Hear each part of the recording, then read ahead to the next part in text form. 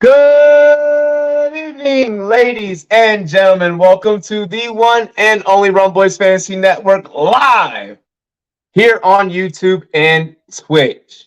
Y'all see, I'm rocking the Commanders jersey because football season's right around the corner. June is closing. July is right around the corner. Happy 4th of July weekend to everyone. July 4th is on a Tuesday. We're celebrating it this weekend. Uh, then we also got fantasy drafts kicking off all around the nation. Those early Scott Fishbowl drafts, so on and so forth. What a wonderful time to be alive. Speaking of what a wonderful time to be alive, it's also a wonderful time to be iced out, draped up and drip down with your favorite NFL team. Ice yourself out, throw it on your neck. You see, I'm rocking my Commander's piece. Ayo, Mike, take it to the yacht. Let's go.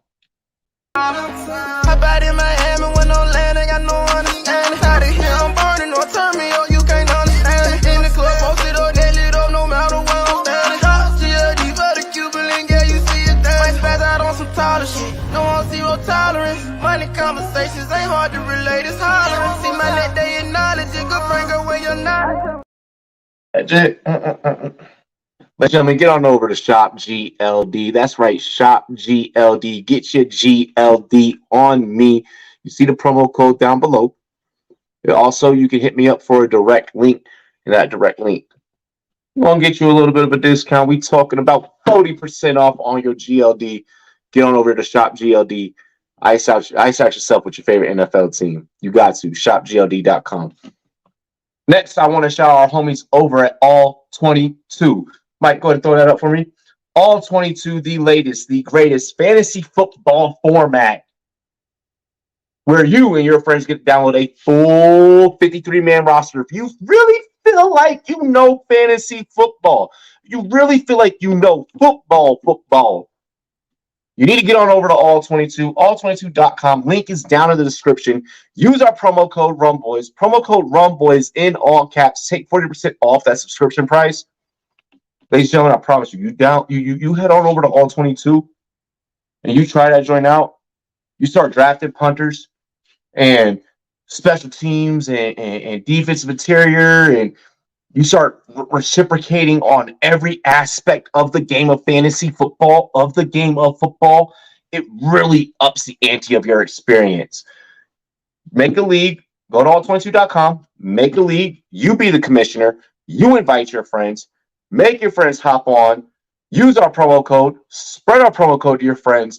Challenge each other. And really find out who knows football more than who with All22. Powered by PFF, ladies and gentlemen. Get on over there. And then last but certainly not least, I want to give a big shout out, a big ups to our homies over at Champions Round. Champions Round, where it's always going down. Play our daily dozens where you can turn $12 into $2,400. That's right, $2,400. Whenever you get 7 out of 12 props right, playing daily dozens on Champions Round. Link is in the description here on our YouTube channel. Get on over to Champions Round. You just got to get 7 out of 12 right. You put down 12, you get back 2,400. Let's go. Now, without further ado, I got to introduce you. You already know who I be. I'm the big CEO, baby. Rumboyz R to the BBIE. But I got to bring in the cast and crew. You already know what to do. Ladies and gentlemen, first up, drop it like it's hot. Drop it like it's hot. Drop the mic, FF. What do you do? Let's go. Let's fucking go. Bro, I really quick, man. Like, I still remember till this day. This is how long that Mike and I have been colleagues together. I still remember like your old Twitter handle and like just to drop the mic FF and like being able to throw the song with it and like have some swag with that shit. Like, well, we can thank that was all the new Twitter handle was all Jeff Lambert. No, hey, I love it. I love it. Big ups to Jeff. Big ups to Jeff. Ladies and gentlemen, next up, actually, we're gonna switch the order up really quick because I just saw this man pop up backstage. This man is a member of the Rumboyz Fantasy Network. He's actually going to be going to be my plus one. I'm actually probably bringing a couple of plus ones because the Rumboyz just rolled deep like that. He's actually going to be one of my plus ones at the Denver live draft. So you'll be able to meet this man, introduce and network with him next Sunday at the Denver live draft. Not only will you get to meet myself, you also get to meet another member of the Rumboyz Fantasy Network, brand new member of the Rumboyz Fantasy Network. Give it up for my homie, Jeff the Scout. What's up, boys? How y'all doing today? What's good, bro? What's good, man? Not much, man. Just chilling, brother. Another day, another dollar. Hell yeah. Yo, you and I we're gonna get torn up on Sunday, just so you know. This Sunday and next Sunday. We have 2 Sundays planned. Like, it's gonna be great. It's gonna be great. Last but certainly not least, you guys already got to know this beast last week, making his very first ever podcast performance. I personally felt that he did so good and he shined in that performance. They were bringing him back onto the Rumboyz Fantasy Network for a second week in a row. After we just freshly popped this podcast cherry, but we're bringing him back again, and we're gonna run him through the ringer again, ladies and gentlemen. You guys can follow him at Twitter at SC Express. Yes, thank you, boy. I can't believe I'm lucky enough to be back here again. This is amazing. Thank you. Let's you go. So much for this opportunity. This is great. I had a blast last week. I can't wait to do it again. I can't wait either. We're going to dive right in. But before we dive into your favorite Friday night NFL and fantasy football gambling podcast, fellas, you already know what we got to do.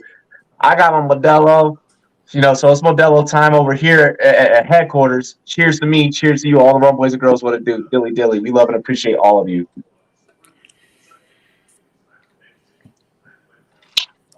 Y'all ready to get into this? Yeah, bro. Let's do it. Fire it up. This week has been a very interesting week, especially because there's been a lot of takes that this network has dropped for you guys that I guess have kind of been overlooked and overshadowed about who may have told you things first or giving you news first. So we're going to kind of get into 2 running backs here. But first, we're going to touch on Josh Jacobs with the Vegas Raiders. News coming out, Jacobs potentially going to hold out. Obviously, last year's leading rusher. A lot of fantasy hero RB enthusiasts are quick to try and, we're quick to jump on Jacobs. Now we're starting to see the conversation kind of shift. How are you guys approaching this as fantasy managers, and how do you want your fantasy managers that give you a follow to approach this Jacobs situation? All right, so this is what you already know where I'm going to start by saying without revealing too much. I listened to a conversation this week about Josh Jacobs that drove me insane, and I'll be honest, was a little cringe. So it was bad. It was bad. We're not going to call out any names, but it was bad. I'm not calling out anybody, but all I'm going to say is we are here to give advice, not to just throw the running back position under the bus when it's not even their fault. That's all I'm going to say. Okay? Josh Jacobs, I do think on this case, what's up, Matt? This case only, I am worried about. On a lot of times when you hear this, like Saquon said it, other running backs have said it this early, I haven't been too worried. I am worried about Jacobs. I don't know exactly why. I think it's partly because it's the goddamn Raiders and they never do anything right. I'm sorry. Yeah.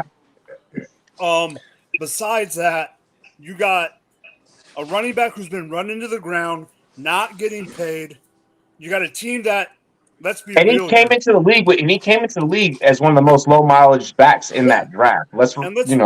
He came with hardly any tread on the tires, being the backup for Derrick Henry and whoever else in freaking Alabama with Saban. He comes in, he runs the ball, he gets the ball, pass, run, whatever. Touches are freaking immense. But he's on a team that could be in the Caleb. I don't think they're one of the top 3 worst teams in the league. But with one turn of an ankle or one little thing going wrong with certain people, this team could be in the shitter right away. Yep. They're only going to have Josh Jacobs. Why does he want to put his body through the ringer for a team that doesn't appreciate him, isn't going to give him the money? I am afraid that he's going to hold out. And if for redraft, I do think it's going to drop him a little bit further down. When it comes to something like Scott Fishbowl, I'm probably still willing to take him because you got to go for the gusto anyway. I will. I'm not going to leak too much of my own feelings. I'm going to let you three go first, and I'll wrap it.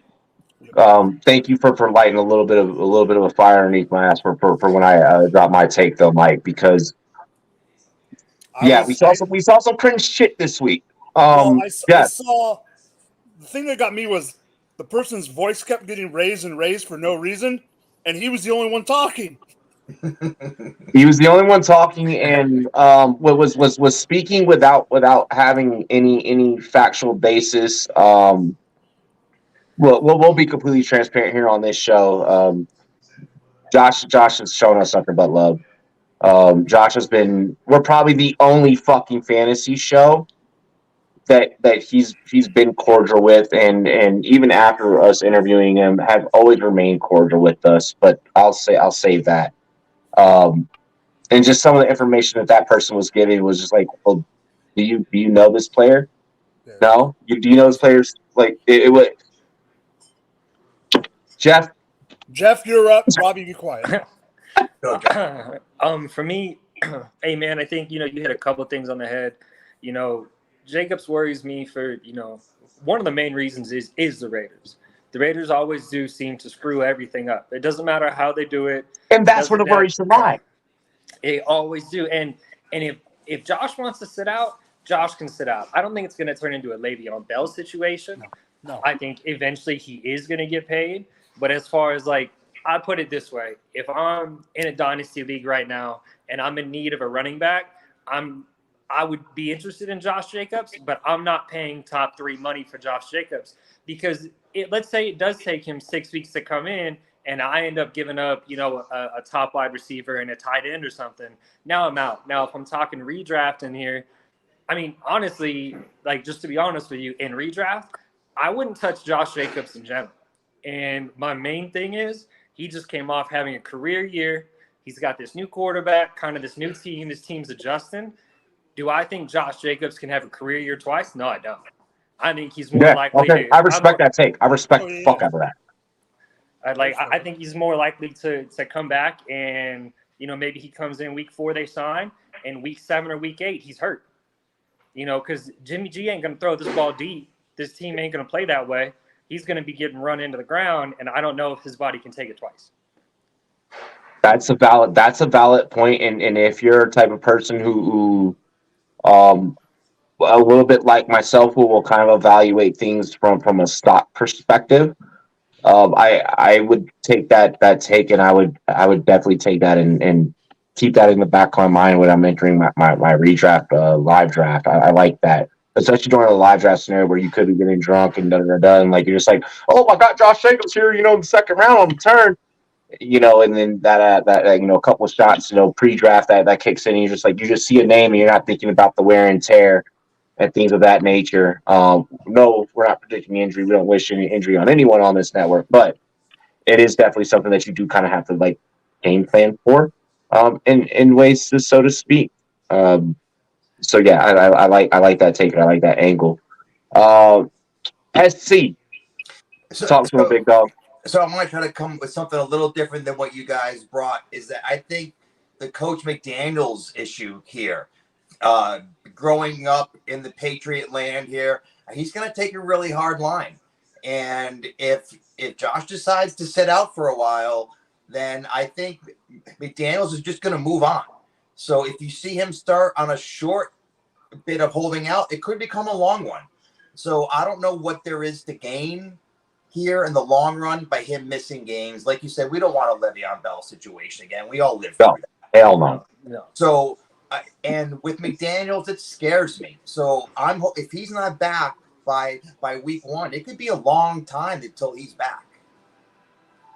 I like the McDaniels approach, and this is where, and with that take, this is where I get the ability to remove my biases of being so close to the player that we're speaking on. And I have to look at this from with my journalist cap and my analyst cap and say, okay, that is a side, and that's a take when we're talking about a long term, potential holdout, or even Jeff's take, with coming back maybe week 4 and then injury. Those those things to me are more tangible and are more valid. But Getting but getting upset at a play. We've all been burned in fantasy football. Yeah. And as fantasy football analysts, sometimes that emotion is going to come out. I have had it, i.e., me not drafting a Saquon Barkley, even though we're years past that. I.e., me not being a big Joe Mixon truther, just because, like, shit we did in college and shit, like, emotions happen in this game. When you are a source that many people rely on, and you speak of as if you know more about a situation and not so much necessarily speculating, it can lead your followers down a rabbit hole. So I just want to state, Jacobs has every right to hold out. 100%. And he comes from a unique background. His growing up, everything. yeah. He comes from a very unique place. Wouldn't sleep on the bed in Alabama, would sleep on the floor because he couldn't sleep on the mattress. Yeah. Yep. So his priorities and what he sees as the end goal could be different than a lot of other people. Exactly. Utilizing the whole, he doesn't like the fantasy community angle. Oh, motherfucker, he's not paid to care about us. He's paid to run a ball. Well, and I think there's another one that, none of us talked about and none of us actually touched on is, Josh Jacobs is holding out for more money, right? And we know that. Let's say a deal doesn't get done to week 4, and no disrespect to Josh Jacobs, no disrespect to his work ethic, but what is he doing right now? How is he working out? Is he staying in football shape? Because what if he's working out right now in California, gets hurt, gets burned, he's not going to get a deal. So you can't trade him. The Jacobs, one thing that I always praise this camp specifically on, the Jacobs camp is very quiet. They're very, very quiet. They're very. Think of it how the Gervonta Davis camp treats their work in boxing. How they were just like we didn't know. The only thing that we knew was he had a smole in the Garcia camp. We didn't know anything else really. Think of it. I kind of compare it to that, and the way that camp is ran is the way that the Jacobs camp is ran. We're not going to get bombarded with a bunch of social media from this camp. They're not. That's just not the way that they are. If we're getting any Josh Jacobs news, it's coming. And one thing with Josh Jacobs is the news is always going to come from either the Raiders themselves or Jacobs himself. So this situation is unique. What I can say from knowing this man, his priorities are in line. He's doing the right thing. If I'm the Raiders, I'm paying him. I don't think that the Raiders raided this. And if they do, I do believe that Josh Jacobs does get the money that he has deserved and goes to a different location.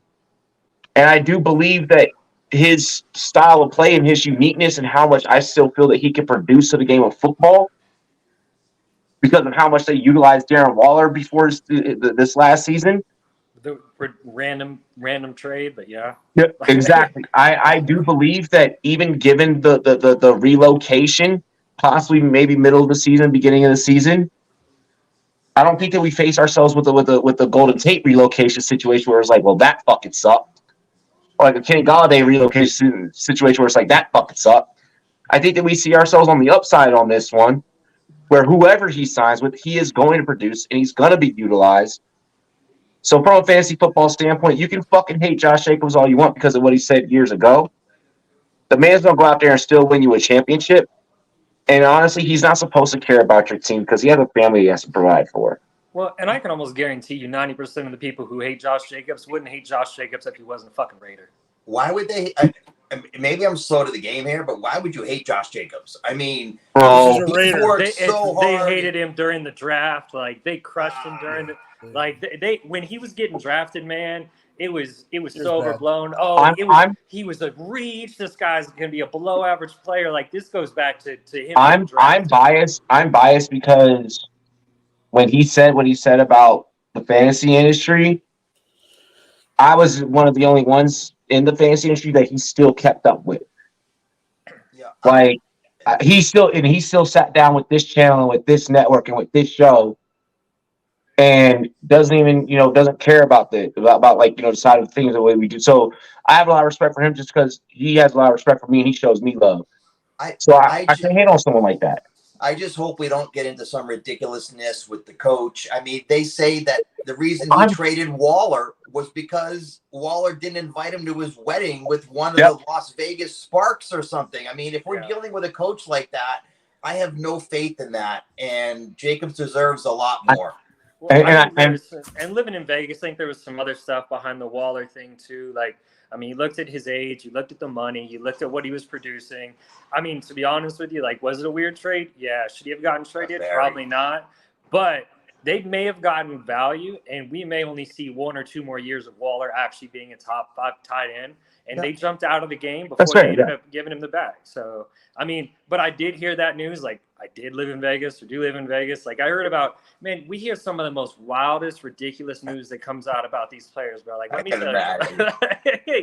No, like, I just want to make sure that and in terms of ADP, buy him on the dip. Buy him on the dip. He's gonna land upright. And he's going to produce for your fantasy team. There's positive. I still believe right now in the game.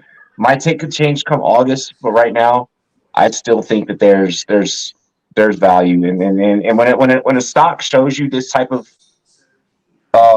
this type of volatility, but you know that it's still a good stock and a good product, you know it's going to shoot back up. This is the time that you buy. You go in, you buy low. If you see him fall below ADP, snag him up. Or just be smart about it. If you're gonna do Jacobs early, like let's say you decide to take Jacobs in the second round, then you better back him the fuck up. You better go out there, you better back up, or you better stack heavy on another position that's gonna. So even if you are like, if you believe, hey, he's gonna come back week 1, or you think so, then hey man, go ahead and do that. But you better be ready if that shit don't happen. Otherwise, you're shooting yourself in the foot. And a lot of us play in a lot of high-end fantasy football leagues where one mistake will cost you your entire season. Everything. It's over. It's done. If you miss your first 2 picks or they get hurt, 9 times out of 10 the leagues that we play in, you're not seeing championship unless you get lucky. You find a waiver wire superstar, like there was a ton of waiver wire superstars last year. But I won't say who. I won't say who, but somebody was like, "Hey, you want to join a Dalmatian?" And I was like, "Yo, fuck you." I was like, "I am not throwing down 101." Just to, oh my god! I looked at the pool and I looked at the players that were already playing. I'm like, no, hell no, dog. I was like, I'm having look. Best ball mania enough. Like chasing that $3 million is tough. Hell no, hell yeah. What's good?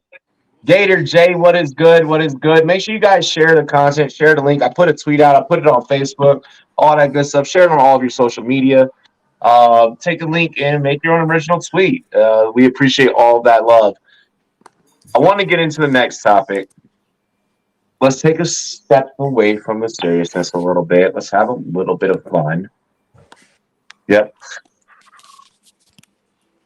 Live drafts are coming up, and for some of us, coming up, right around the corner. Hell no, hell yeah, good shit on getting a girlfriend. Good shit, man. Now get laid, brother. Get laid and get paid. What is the one thing that is a must bring to your live draft party? Beer. Jeff, you're up. Beer. Be specific. You can't just say beer. You can't just. You gotta be specific. Like what type beer? What type? What? Go deep. It's like what sets this shit off for you? No, it's not Jeff. I think it's or Oh yeah, wait. you're right. Oh shit, we have two Jeffs. We have two Jeffs. We have It's two SC. Jeffs. It's SC, Yo, SC. SC, you're up. All right, so if it's me, it's a bottle of Tito's. So, Okay. bottle of Tito's and a lot of chips. So, Okay. Is there a story behind the Tito's? Is there? I'm gluten free, so I have to make sure that I make sure that my alcohol is cared for first for my draft, and then I make sure I have chips for snacks second. And then after that, I'll figure out the rest. But yeah, basically, it's a bottle of Tito's for me. Okay. My shit's about to be off the wall because of my shit's about to be off the wall because of what I'm about to announce. When it comes to my turn. See, when I go first, I'm nervous. You know what I mean? I like going last better. You know, I'll let you guys go first, then I figure it out. Nah, bro, you're good. Okay, so a bottle of Tito's and a fuck ton of chips. All right, Jeff. What is your draft? Where would your live draft party location be? To where I would bring this Tito's and chips. Like, are we poolside? Are we I'll in be a honest bar? with you. I'm in a league where every year, the first weekend in June, we rent a house. Okay, we B&B in it. Up in Vermont or New Hampshire, we rent a house. There's about 15, 20 of us. And we have our rookie draft every year, the same weekend. And it's a great time. So that's where we're bringing that. Let's go. Okay, so Airbnb, live draft. Yes. We getting fucked up and we eating. All right. Yes. Jeff. All right, Give me a live draft must. Break down the scenario to me. All right, so for me, it's it's beer. Like I'm probably bringing Pacifico, and the main thing is the last time I tried to do it on whiskey. Let's just go ahead and say I made some questionable decisions. All right, Well, I've drafted on whiskey. Yo, drafting on whiskey is the same as when whiskey dick happens. It's like, yo, I can't get hard for shit. Like it was all bad, dog. Like did not go well. Not doing that shit. And then as for like location out in Vegas, well, I guess I'm glad I'm not drafting right now. Yeah. It's the getting hard later problem that'll be the issue. Yeah. I'm married anyway. I know. Go ahead, Jeff.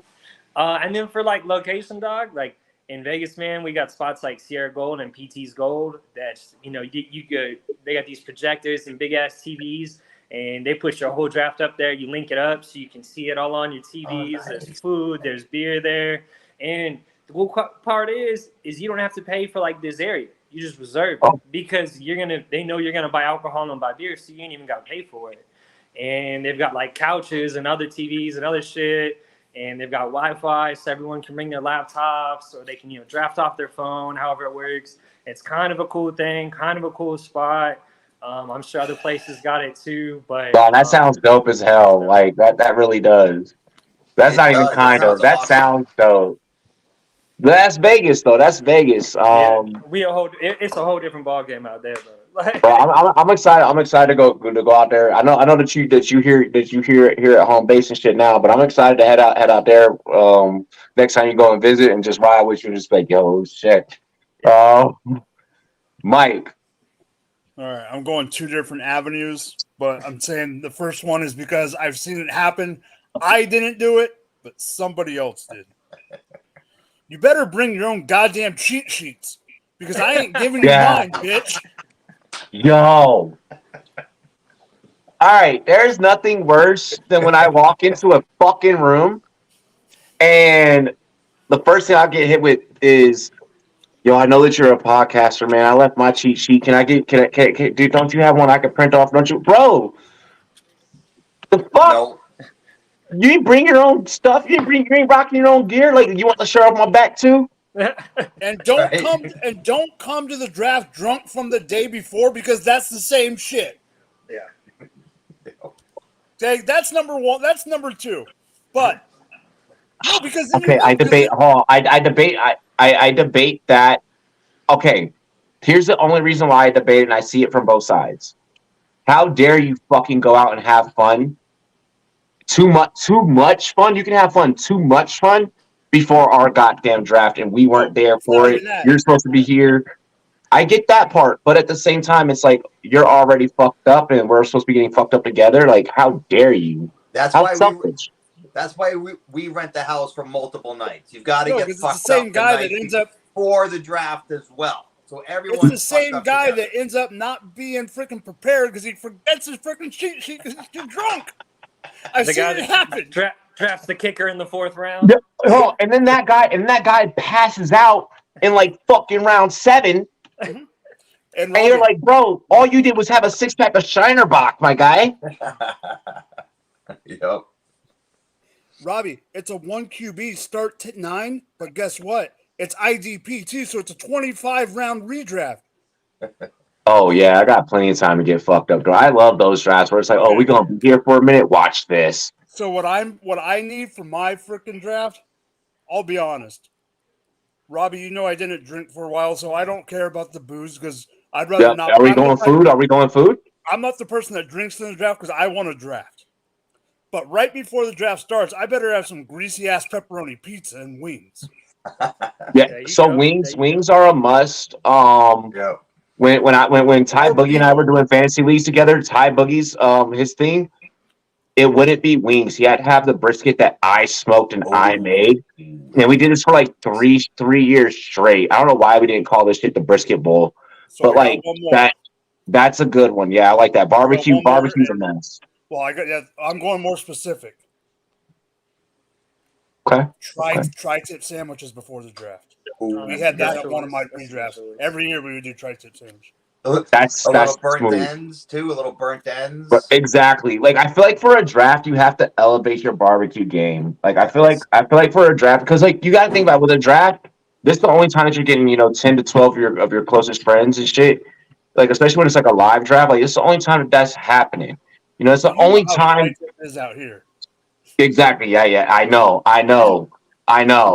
It's called Santa Maria Tri-Tip for a reason, and I For a reason. I know. I used to. I'm from LA, bro. I'm from Cali. But everyone else isn't. Take your ass up 2 hours. Take your ass 2 hours up to CPH, Mike. No, I was there too. I spent years out there in LA. Hell yes. See, I knew I fucked with you. All right. So for me, we're not doing 1. We're doing 2. All right. Well, the attempt is to do 2. I know. The second one is going to be harder, just because some of the requirements that are going to be facilitated in order to enter this draft. I've been dreaming of this. I have so fucking hardcore been dreaming of this. Obviously, rum and a lot of fucking marijuana are involved in my draft. No shit. For the first time ever, this year, I am hosting a 12-man draft. And right now it's shaping out to be at the Snooty Fox nightclub, gentlemen's nightclub. Oh shit! Here in Colorado Springs. Oh my god, boy! I tell you what, that'd be interesting as fuck. Like, hey, just so you know, you're already in because like you're single. Like I'm like trying to like make sure like I avoid. So like one of the requirements is like either A, your wife is gonna let you go, or B, you're gonna be single. Like because like I don't want to get no one in trouble. Nope. But like I also want to make content behind the league too. yeah, I feel you. I'm down, man. It's gonna be a good time. We always joke about having it only rum. This might be the first live draft video where it's going to be like, warning. Like, the beginning of the vlog. Like, I want this draft to like a fucking Nelly tip drill video. Like, I'm. Oh, man, I'm dead. So, yeah. Felt a little like normally like in this industry like, you get canceled for anything, but at the same time it's like my channel is called Rumboyz Fantasy Network. Why would in the 6 years that I've been on air at some point not take that route and be like, yeah, I'm actually gonna do a draft in a fucking strip club. Lean into it. Send it, man. So we're full sending it.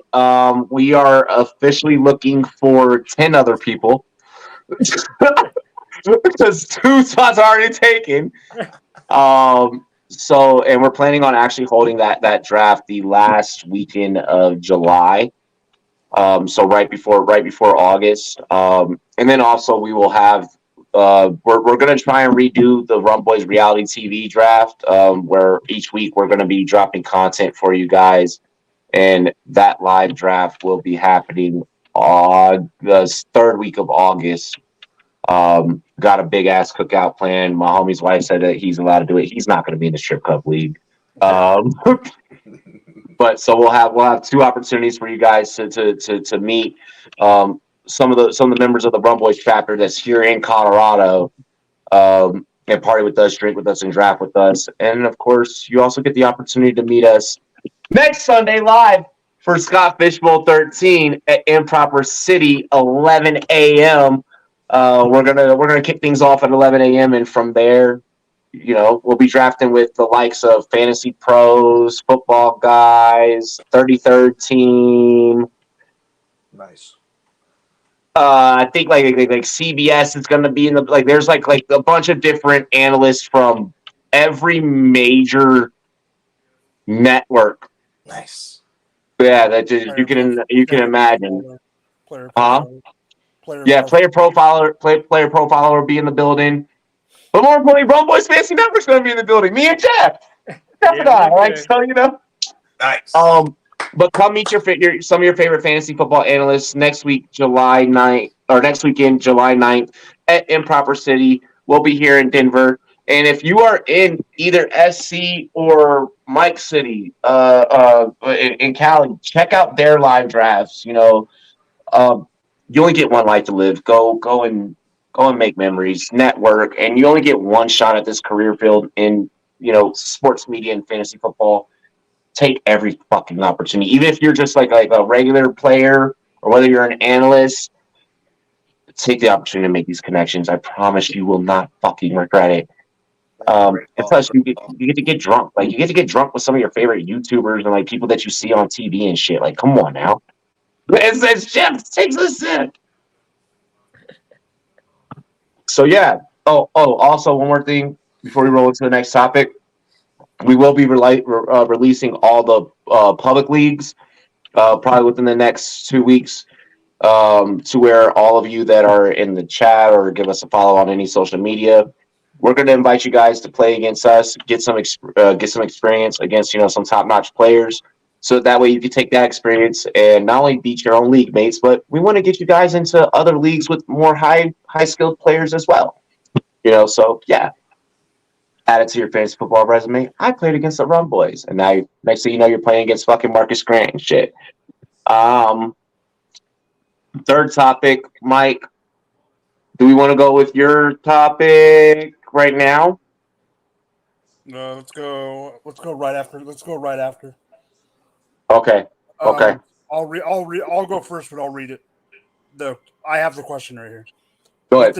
With the dip in running back market, it looks like the NFL is transitioning to a big 3 model with the wide receiver position. Thus begins the question, which team has the best wide receiver core and which team makes a big step this year with their big 3?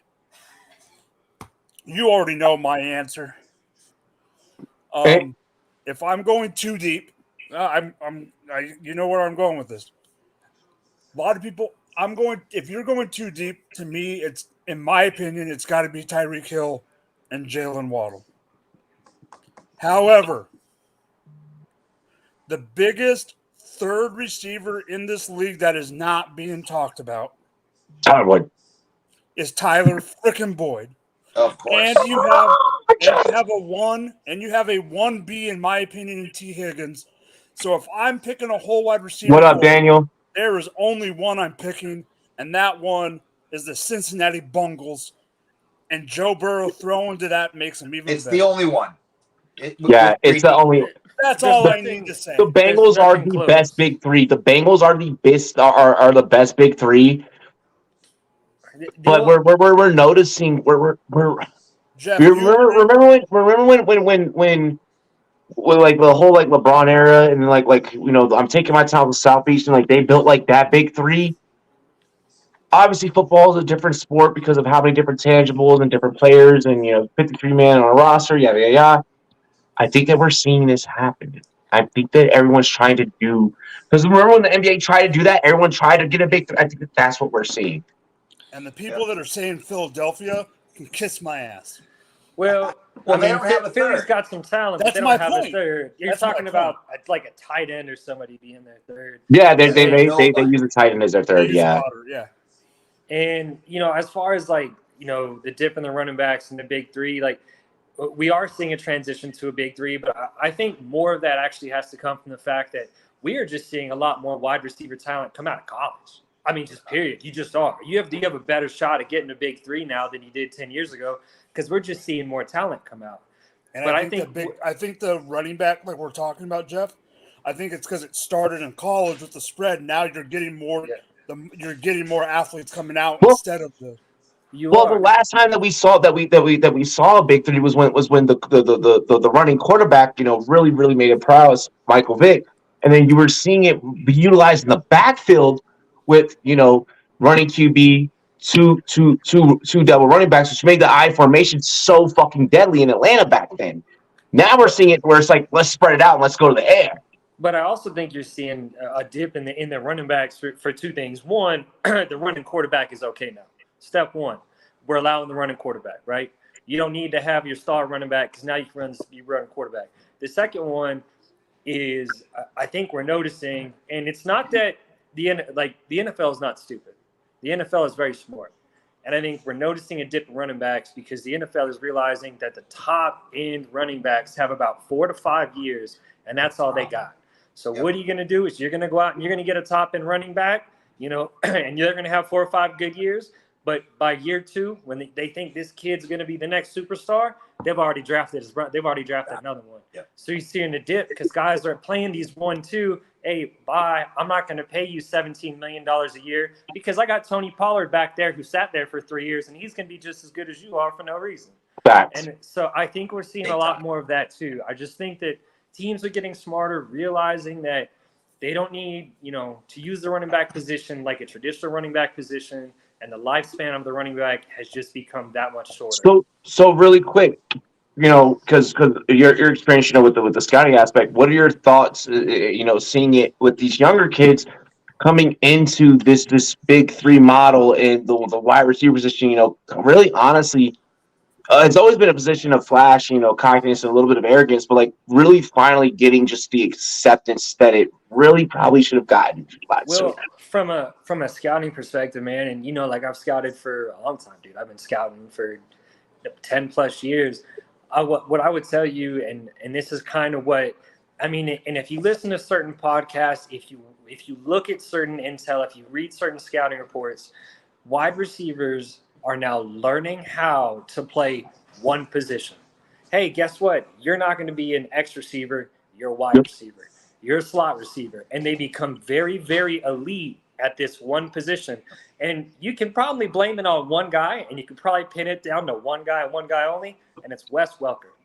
He learned how to play the slot receiver to a point of pure elite ability to where players are now learning, hey, I can draft a slot receiver 15th overall because he's going to probably be the best player on the field. Probably him and Victor Cruz. I would partner Victor Cruz in that, yeah. Victor Cruz. Yes. And they're going to get a good matchup. Being a slot receiver, you can move them all around. They're going to do your dirty work, and it's going to leave your one open. So just from a scouting aspect and looking at it, I'm watching these players even in college. When you watch him, you're like, yo, this guy could be an alpha receiver, but he's so good at the slot. Why move him? So they become so elite at this position. I think that's a little bit more why we're starting to see some of this big three, because before a slot guy was just your third receiver. It was just whoever it was now. And now you have, you got some big slot receivers in this league. Like we got some big boys in the slot. Like we don't have these 5'9", 185-pound, I'm going to go run and just, run as fast as I can. Rocket Ishmael. Yeah. We don't have that anymore. Or like me and you talked about somebody the other day, when Steve Smith came into the league, he's going to be nothing more than a slot receiver. He's only got speed. He's not really good. Guess what? Dude can ball.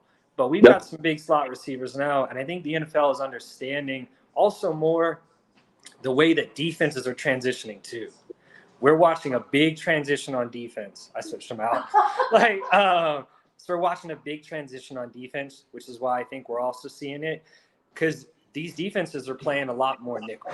We're seeing them nickel a hell of a lot more, and we're also seeing, which I don't know how many people really pay attention that much, we're seeing 3 safeties on the field at one time. Yeah. Which as an old school film head irks the fuck out of me, but as someone that's been playing, and I play a lot against. I played in a 3-3-5 formation. In a way, I kind of love it because this is exotic. Like, this is sexy. Like, it's a love-hate relationship. But continue. I'm sorry. You're good, but I think when you're starting to see these 3 safeties, you're watching these defenses transition. All right, so now that we got 3 safeties on the field, they've got speed. They can come from all over the places. I have to get guys open quicker, faster. I have to move my pocket. I have to move my players around, and these receivers are learning how to do that in one specific way. Well, hell. Speaking of defense, look at what the Chargers did. When the second they had Derwin James, they knew that they didn't have the ability to cover everything in space, so they were dropping back 7 fucking DBs and not caring. They were like, "Yeah, I dare you to throw it." And remember that year they were just pick city. Arizona, even Arizona right now, they're moving Isaiah Simmons to the safety position. Yep. Mark Barron did the same thing. He was a linebacker size, but they brought him in. Oh, Isaiah should have. I remember. I always said that Isaiah should have fucking been. He should have been. But he should have. But I'm just saying now they're officially. I'm in agreement. I cannot wait to get in the film room. I think they screwed up Isaiah Simmons' development pretty bad by not letting him just go play safety. Look, man, we got some big old boys out here, right? And safeties now, they can play linebacker, they can play nickel. You don't have these one. You know what? We don't have Cam Chancellors anymore. I'm just going to say that we don't. Virginia Tech, baby. You don't have the one thing anymore. We don't have Darrelle Revis anymore. You don't have just I'm going to stick to you man-to-man guy. We don't have that stuff anymore. So defenses are having to learn how to change, but this all goes back to the big 3. They have to do it because you are now playing against 3 receivers, and all 3 of them know their positions equally well. It's not just he ended up on this spot. No. Yep. Yeah, they're all growing up playing. They're playing 7-on-7 growing up. They're working on, releases from 5th grade. So these kids are so specialized and they know exactly what they're doing, and they bring that talent right to the league. And it really helps. I think it really helps. Who do you think? I know that you said Cincinnati. SC, in your opinion, who do you think can be outside of the obvious choices? Who do you think can be the most improved big 3 heading into the 2023 season? And this is a great exercise for you guys at home watching, because you're looking for the market to rise. You're looking for the market to trend. You're looking for teams that are fantasy friendly, that are going to be fantasy friendly. That's where you start doing that who can be most improved analysis and looking at that. What do you think, Etsy? So I'm going to try to give you a not obvious one. I'm going to go with the Saints. I love that.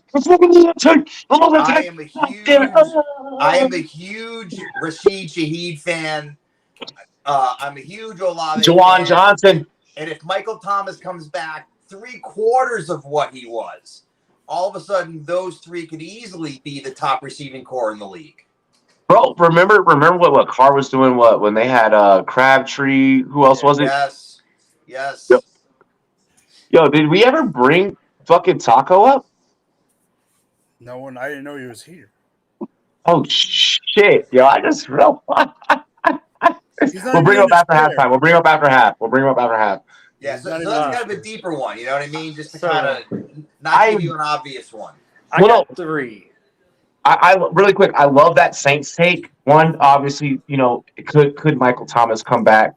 There's that. But then just even if I don't give a fuck if Michael Thomas comes back. There's this big, gigantic monolith of a motherfucker named freaking Juwan Johnson who's gonna tear shit up. And you have to count the tight ends now. Some of those tight ends you have to count them as as the pass catchers. Some. I'm still out on Agreed. Sam Laporta. I'm not ready on Laporta yet, but yeah, some. Agreed. So when you Yeah. add him in there too, now you got 4. Yeah, you got 3 guys, and if Thomas comes back, all of a sudden, how are you going to cover them all? I love that. What do you got, Jeff? You said you got 3. I got 3, and all 3 of them, we may get some pushback. We may play around on it. So the first one is going to be the Chargers. So I love this team. the I love this team. Like the Chargers, they get healthy. Plus, they just got another solid receiver. So the Chargers are 1. 2, Baltimore. And I say Baltimore because Baltimore's got the talent and they got a new coach. And the things gonna AP. change. And 3, my last one, and y'all know my team, but I think it's got to be the Jets. Yes. And I think there's no way you can deny it. Not only did they just load up on receivers, Garrett Wilson's, he's really coming up. You've got Corey Davis. We have 9 tight ends on the roster. Like, I actually think that's a real And the statement. passing packages. Hold on. But Jeff, the greatest part about the Jets and them having that ability to like improve the passing packages in that scheme literally appeal to all of them and how the big major players in that room play. You can go fucking vertical for days. I mean, you don't have to worry about anything. Randall Cobb's in there. Just with Corey Davis, Lazard, and Garrett Wilson, I can just run verts all damn day and then have Tyler Conklin do all the intermediate work. Well, and you also got to forget Breece Hall, man. I mean, Breece Hall isn't a wide receiver, but you can't, like, if I throw out 4 wide receivers and Breece Hall. You want me to bring him up or you want me to wait? After half, we'll bring him up. After half, just because we're about to get in a half at the 55 mark. We're at the 52. We're going to get a half at the 55. But Hall, I mean, if you throw out 4 wide receivers and you got Hall sitting there, like, what are you going to do? Like, you got to worry about the guy who could have won Offensive Rookie. I love it. And one of the things before we go into Mike here with our last 2 minutes before halftime, I love that everyone's we're looking at offenses that actually like kind of like 1 have this possibility, but 2, there's some proven tangibles there that help make the rest of the offense grow. So I like that we're not picking like, oh, I think the fucking Colts. You sound stupid. Like what is proven there that unlocks? Like who's the skeleton team that unlocks the rest of the offense? Mike, give us your take. We have 2 minutes. A minute. It's a minute and a half. I'm going to bring one up, and it's 2 wide receivers and a tight end, and it all depends on what their quarterback does if he steps up. Because Deontay Johnson's going to have a bounce back year, and I guarantee you that. And if Kenny Pickett steps his ass up, and you got Pickens, Johnson, and Pat Fry, give it to me because Najee's going to run down the throat, and there you go. My problem with that, Allen Robinson, who knows? Wild card. My problem with that is I said if Kenny Pickett gets his head out of his ass. I know, and you already knew what I was about to say. Can y'all tell that we have? Can y'all tell that we've worked together for a long fucking time? Don't you ever finish my sentence again? I'm kidding. I love you. I'm getting drunk after the air. Oh, I just finished your sentence. Fuck you. For real though, like with Kenny Pickett, it's just the way that he surveys the field. But we knew that coming in. Pickett is doing nothing different. All right. Hear me out, though. Hear me out. Because like especially y'all 2 over here, like like SC, we're gonna develop this rapport and this relationship as we keep working. Y'all motherfuckers know me, man. Yes, but you act like he's mac and cheese, and you know he ain't. So shut up. I'm not doing that. I'm not. But no, I'm saying is about Pickett. The same bro, homie fucking fucking look at the slot. Homie does not the way he surveys, this man will go doom doom. Like it's like, bro, you didn't even look at the outside. You went straight slot and then fucking Z. Yes, like the same shit you say, the same shit in different words you say about you say about mac and cheese. You say that mac and cheese isn't as good, but you're acting right now, you're telling me different. I think that Pickett. I think that Pickett has more potential. I have more. I'll draft Pickett before Mac Jones. I'll draft Pickett before Mac Jones. I won't draft either one of them. Like, Yeah, I agree. Huh? You're not drafting either one. Hey, I will try. I will trust Sam Howell to be the next fucking Mahomes before I draft either of them two. Oh no, yeah, the two Jeffs agree. No to either one of those guys. Yeah. I'll draft Pickett and Superflex if I'll draft Pickett in best ball. I'll draft Pickett in best ball because I get to make 150 of those fucking lineups for $25 a piece. I've been drafting Scott them Fishbowl, quarterback 3.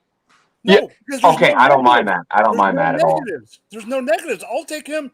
I've been taking him in mocks as my QB2 when I wait and go heavy because there's no I've seen that a lot. I've seen that a lot because of the no negatives. I've had Lamar and Pickett. Here's my thing. Just and before you go in with conviction, I don't give a fuck if you're a Steelers fan. First off, if you're a homer drafter, you're weird. And you're wrong. And you're wrong. Like, and I hate you. Like, 101. Yeah, I hate homers. I cannot stand homer drafters.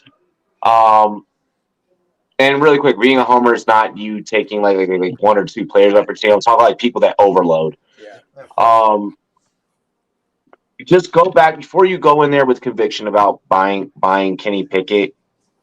One, if you're gonna make him a 2 or a 3, okay, I can accept that. The 2 is a little bit rich for me, but do you think, boo boo? Do you think? Please watch the film.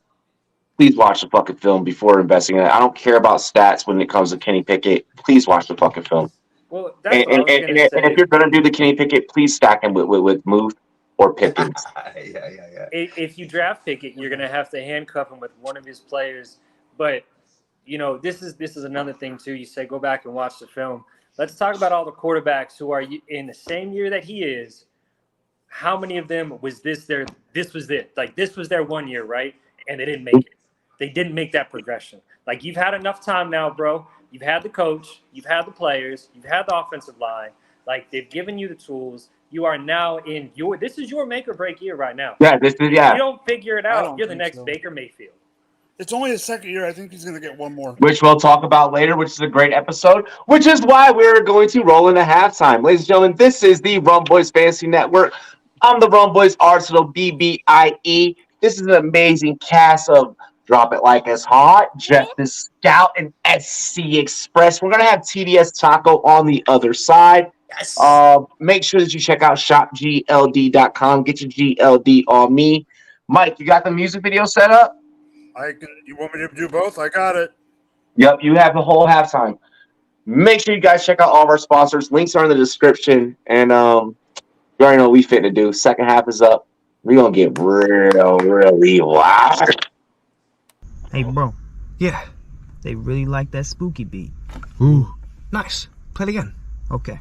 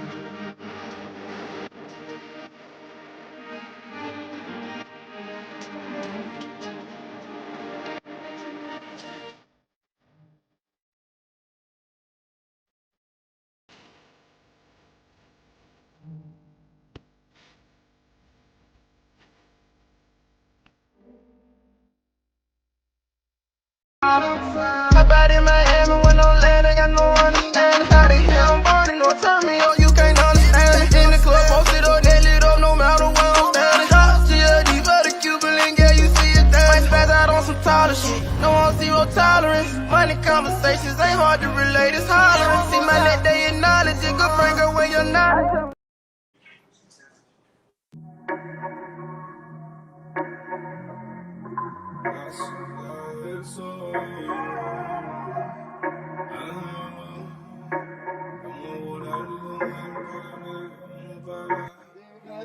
Vine a buscarme, quiere salvarme, pero la cosa está seria, estamos en todas las medias. Vine a buscarme, quiere salvarme, pero la cosa está seria, estamos en todas las medias. Y llego la bolsa completa, levanta la nena y son de primera, me río y parece comedia. Me fui para la noche, down in the trap, gave my back, they don't know how to act. Bringing it back, we bringing it back, leveling up, my mind on the cash, yeah. Bringing it back, we bringing the pack, leveling up, my mind on the cash, my mind on the cash, yeah. I came from nothing, they gapping and bluffing, they tucking and change, my diamonds be busting, these women they lusting, and then they want loving, I don't got the time, and no I'm not cuffing. Vine a buscarme, yeah, quiere salvarme, yeah, pero la cosa está seria, estamos en todas las medias. Vine a buscarme, yeah, quiere salvarme, yeah, pero la cosa está seria, estamos en todas las medias. Worldwide, dropping hits, ain't no misses, popping champagne, pouring out on bitches' titties, where we had the club lit, when we touch down in your city, I said we smoking strong, and there ain't no squares with me. Yo, quiere janguear, quieren vagar, le gusta pasear, quiere janguear, le gusta vagar, le gusta pasear, la noche completa conmigo la vamos a pasar. Beat it up to that morning sun, no hay otro igual, rompiendo distancia social, ya. Quiere janguear, quiere vagar, le gusta pasear, quiere janguear, quiere vagar, le gusta pasear, la noche completa conmigo la vamos a pasar. Beat it up to that morning sun, no hay otro igual, rompiendo distancia social, yeah. Vine a buscarme, yeah, quiere salvarme, yeah, pero la cosa está seria, estamos en todas las medias. Vine a buscarme, yeah, quiere salvarme, yeah, pero la cosa está seria, estamos en todas las medias. Worldwide, dropping hits, ain't no misses, popping champagne, pouring out on bitches' titties, where we had the club lit, when we touch down in your city, I said we smoking strong, and there ain't no Gremlin, what squares do you- with me. Ey, el calentón, papá, esto es el sol. El sol. Tú sabes cómo es. PH, KK, Clio. El equipo entero, tú sabes.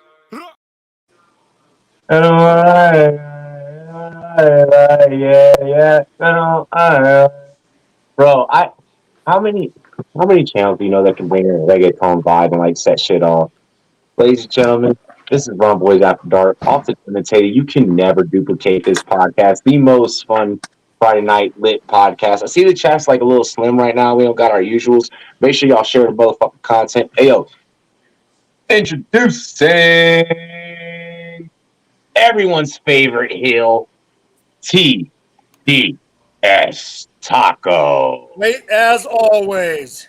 Yo, we gonna have to change this motherfucker's name to Rumboyz Taco. You're down Rumboyz Taco. Late as always, Taco. You're Rumboyz Taco now. I'm introducing you. You're changing your handle. I mean, it's Mr. Taco to y'all young ass motherfuckers up in the spot. Yeah, you know what I mean, put some respect on my name, motherfucker. Fuck you. How about you turn up your audio and stop sound like you're talking from like a drive-through window? Well, I mean, shit, with this kind of mic right now, it feels like I'm in a drive-through. I got the wind blowing over here. I got the mic in my face. You know? Yeah, no. Like a number 4 with cheese, please. Well, welcome to the Rumboyz Fantasy Network. As always, welcome to work. Glad you clocked into the office tonight, Taco. You've been back here the whole time, and I was back here for 45 I was minutes. listening to the wide receiver conversation. I ain't hear nobody talk about the Broncos wide receiver. I got him on my list. I had a whole list. I didn't know how many to go through. And then low key in California, I'm looking at that Chargers. If that Chargers room is going to be nasty. They're going to be interesting. And then Seattle, if JSN is this guy that people say that he is, Seahawks might have a fucking board. Really quick. With JSN, though, you got to remember, can Gino do it twice? You know, when he wants something. I agree with you there. Me and Robbie don't know if they're going to be a threesome for very long.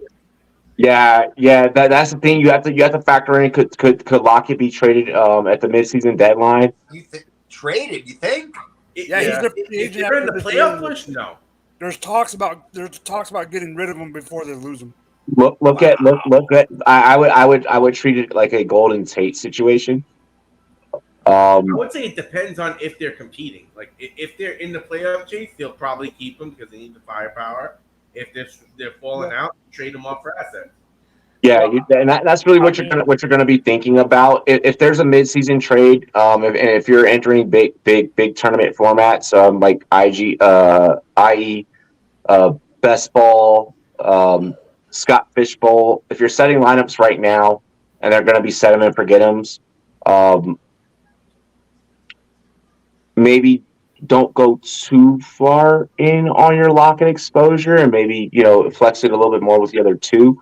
But I do believe that Seattle, should they keep all three, there is a skeleton key that lies within that wide receiver room.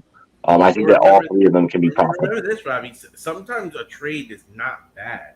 No, sometimes it's not. Sometimes it's not. But a hurt wide receiver, and next thing you know, he's coming in as a volume hog. Sometimes it's not. But mid-season trades usually don't give you the same ROI as a guy sticking with an offense and sticking with the same consistency. Mid-season trades usually provide you a dip. Did Percy Harvin get traded midseason, if I remember correctly? You did not fucking bring up Percy Harvin as a fantasy football example. Taco, you haven't been on the show for more than fucking 5 minutes, and I'm about to jump down into your box. Remember, I will slap box you. I will slap box you in front of everyone in fucking Brooklyn, New York, right now. Listen. Well, What borough are you from? What borough are you from? I'll come down to your block. I will come down to your block and fight you. Percy Harvin, Tyler Lockett, Seattle. Well, you also got to remember too with Seattle, man. Like when you do, like let's say you do talk about them, right? They do have a big 3 wide receiver. There's no doubt about it. You wonder if Geno can do it again, but how can you look at that wide receiver room and say, all right, these are a big 3. Wait, these are a big 3, and you literally think that they're not going to run the ball with not only Kenneth Walker but the other one they just got. Charbonnet, yes. Like God, his film is so sexy. I will masturbate that film. Carroll, he loves to run the ball. He loves it. Unless it's on the goal line. Really quick. I gotta slide this one in, and this is my first bias take of the night.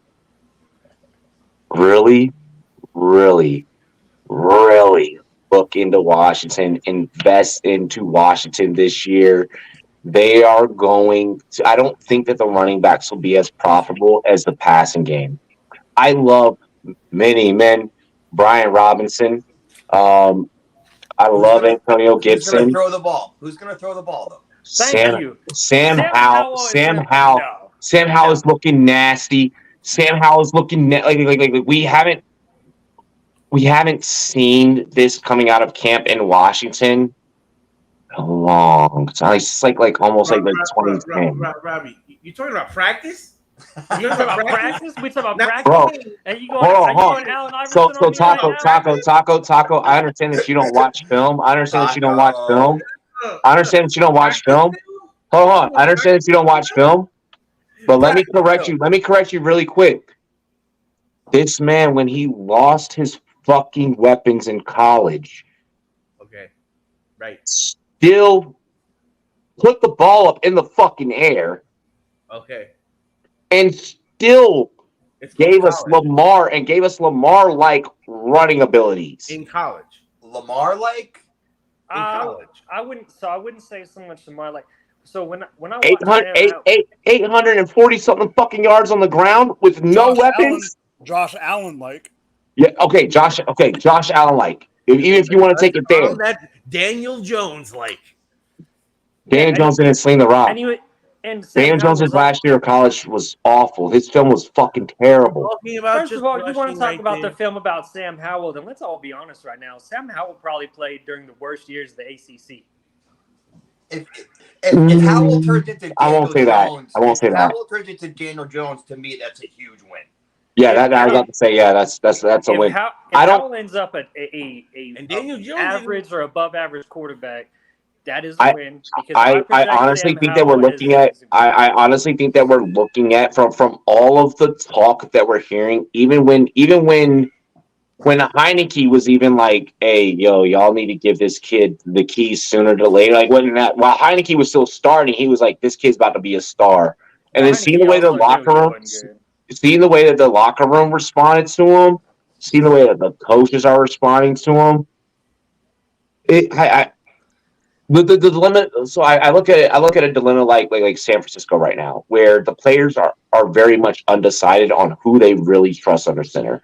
Whereas Washington's like, no, this is the kid. Like this is the guy. When everyone's like, no, this is something special. Well, San Francisco is different though because you got to give San Francisco two things. One, it's not fair. Trey Lance has been hurt.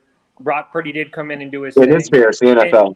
And two, you got to remember they've got one coach, maybe one of the only coaches who can win a football game with any quarterback on the goddamn field.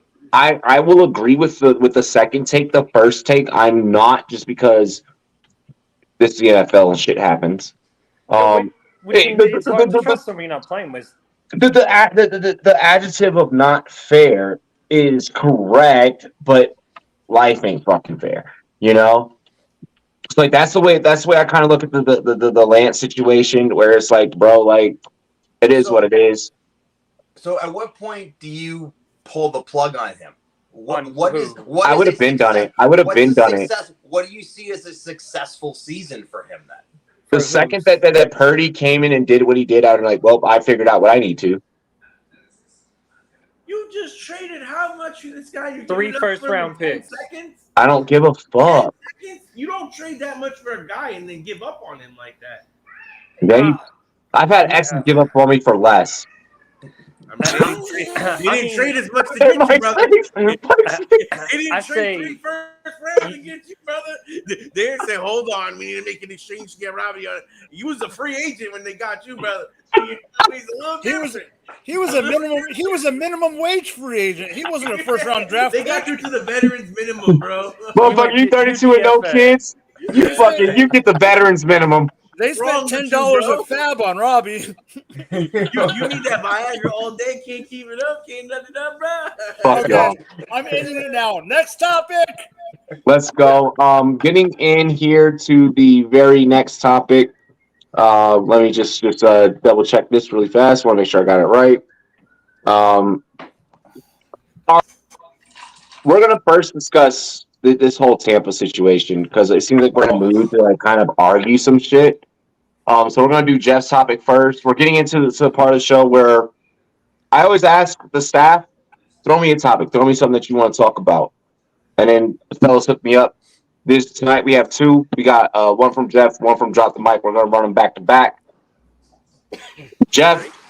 I like what you did there. Jeff,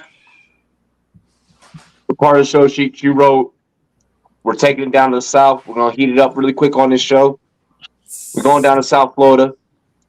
Tampa Bay. Well, it's like middle of Florida, but whatever. Tampa Bay, Kyle Trask, Baker Mayfield. What do we do if and when neither of these 2 work out? Who's going to be the starter? Who returns a better ROI in fantasy football? How do you approach drafting the Tampa Bay Buccaneers just as a whole? Or are you drafting either of these QBs on your team, what the fuck soever? Who do we start with? Taco, you start. Yeah, go Taco. All right, so I'm going to look at this from a redraft perspective. In most cases, I'm steering away from these guys unless they're below ADP.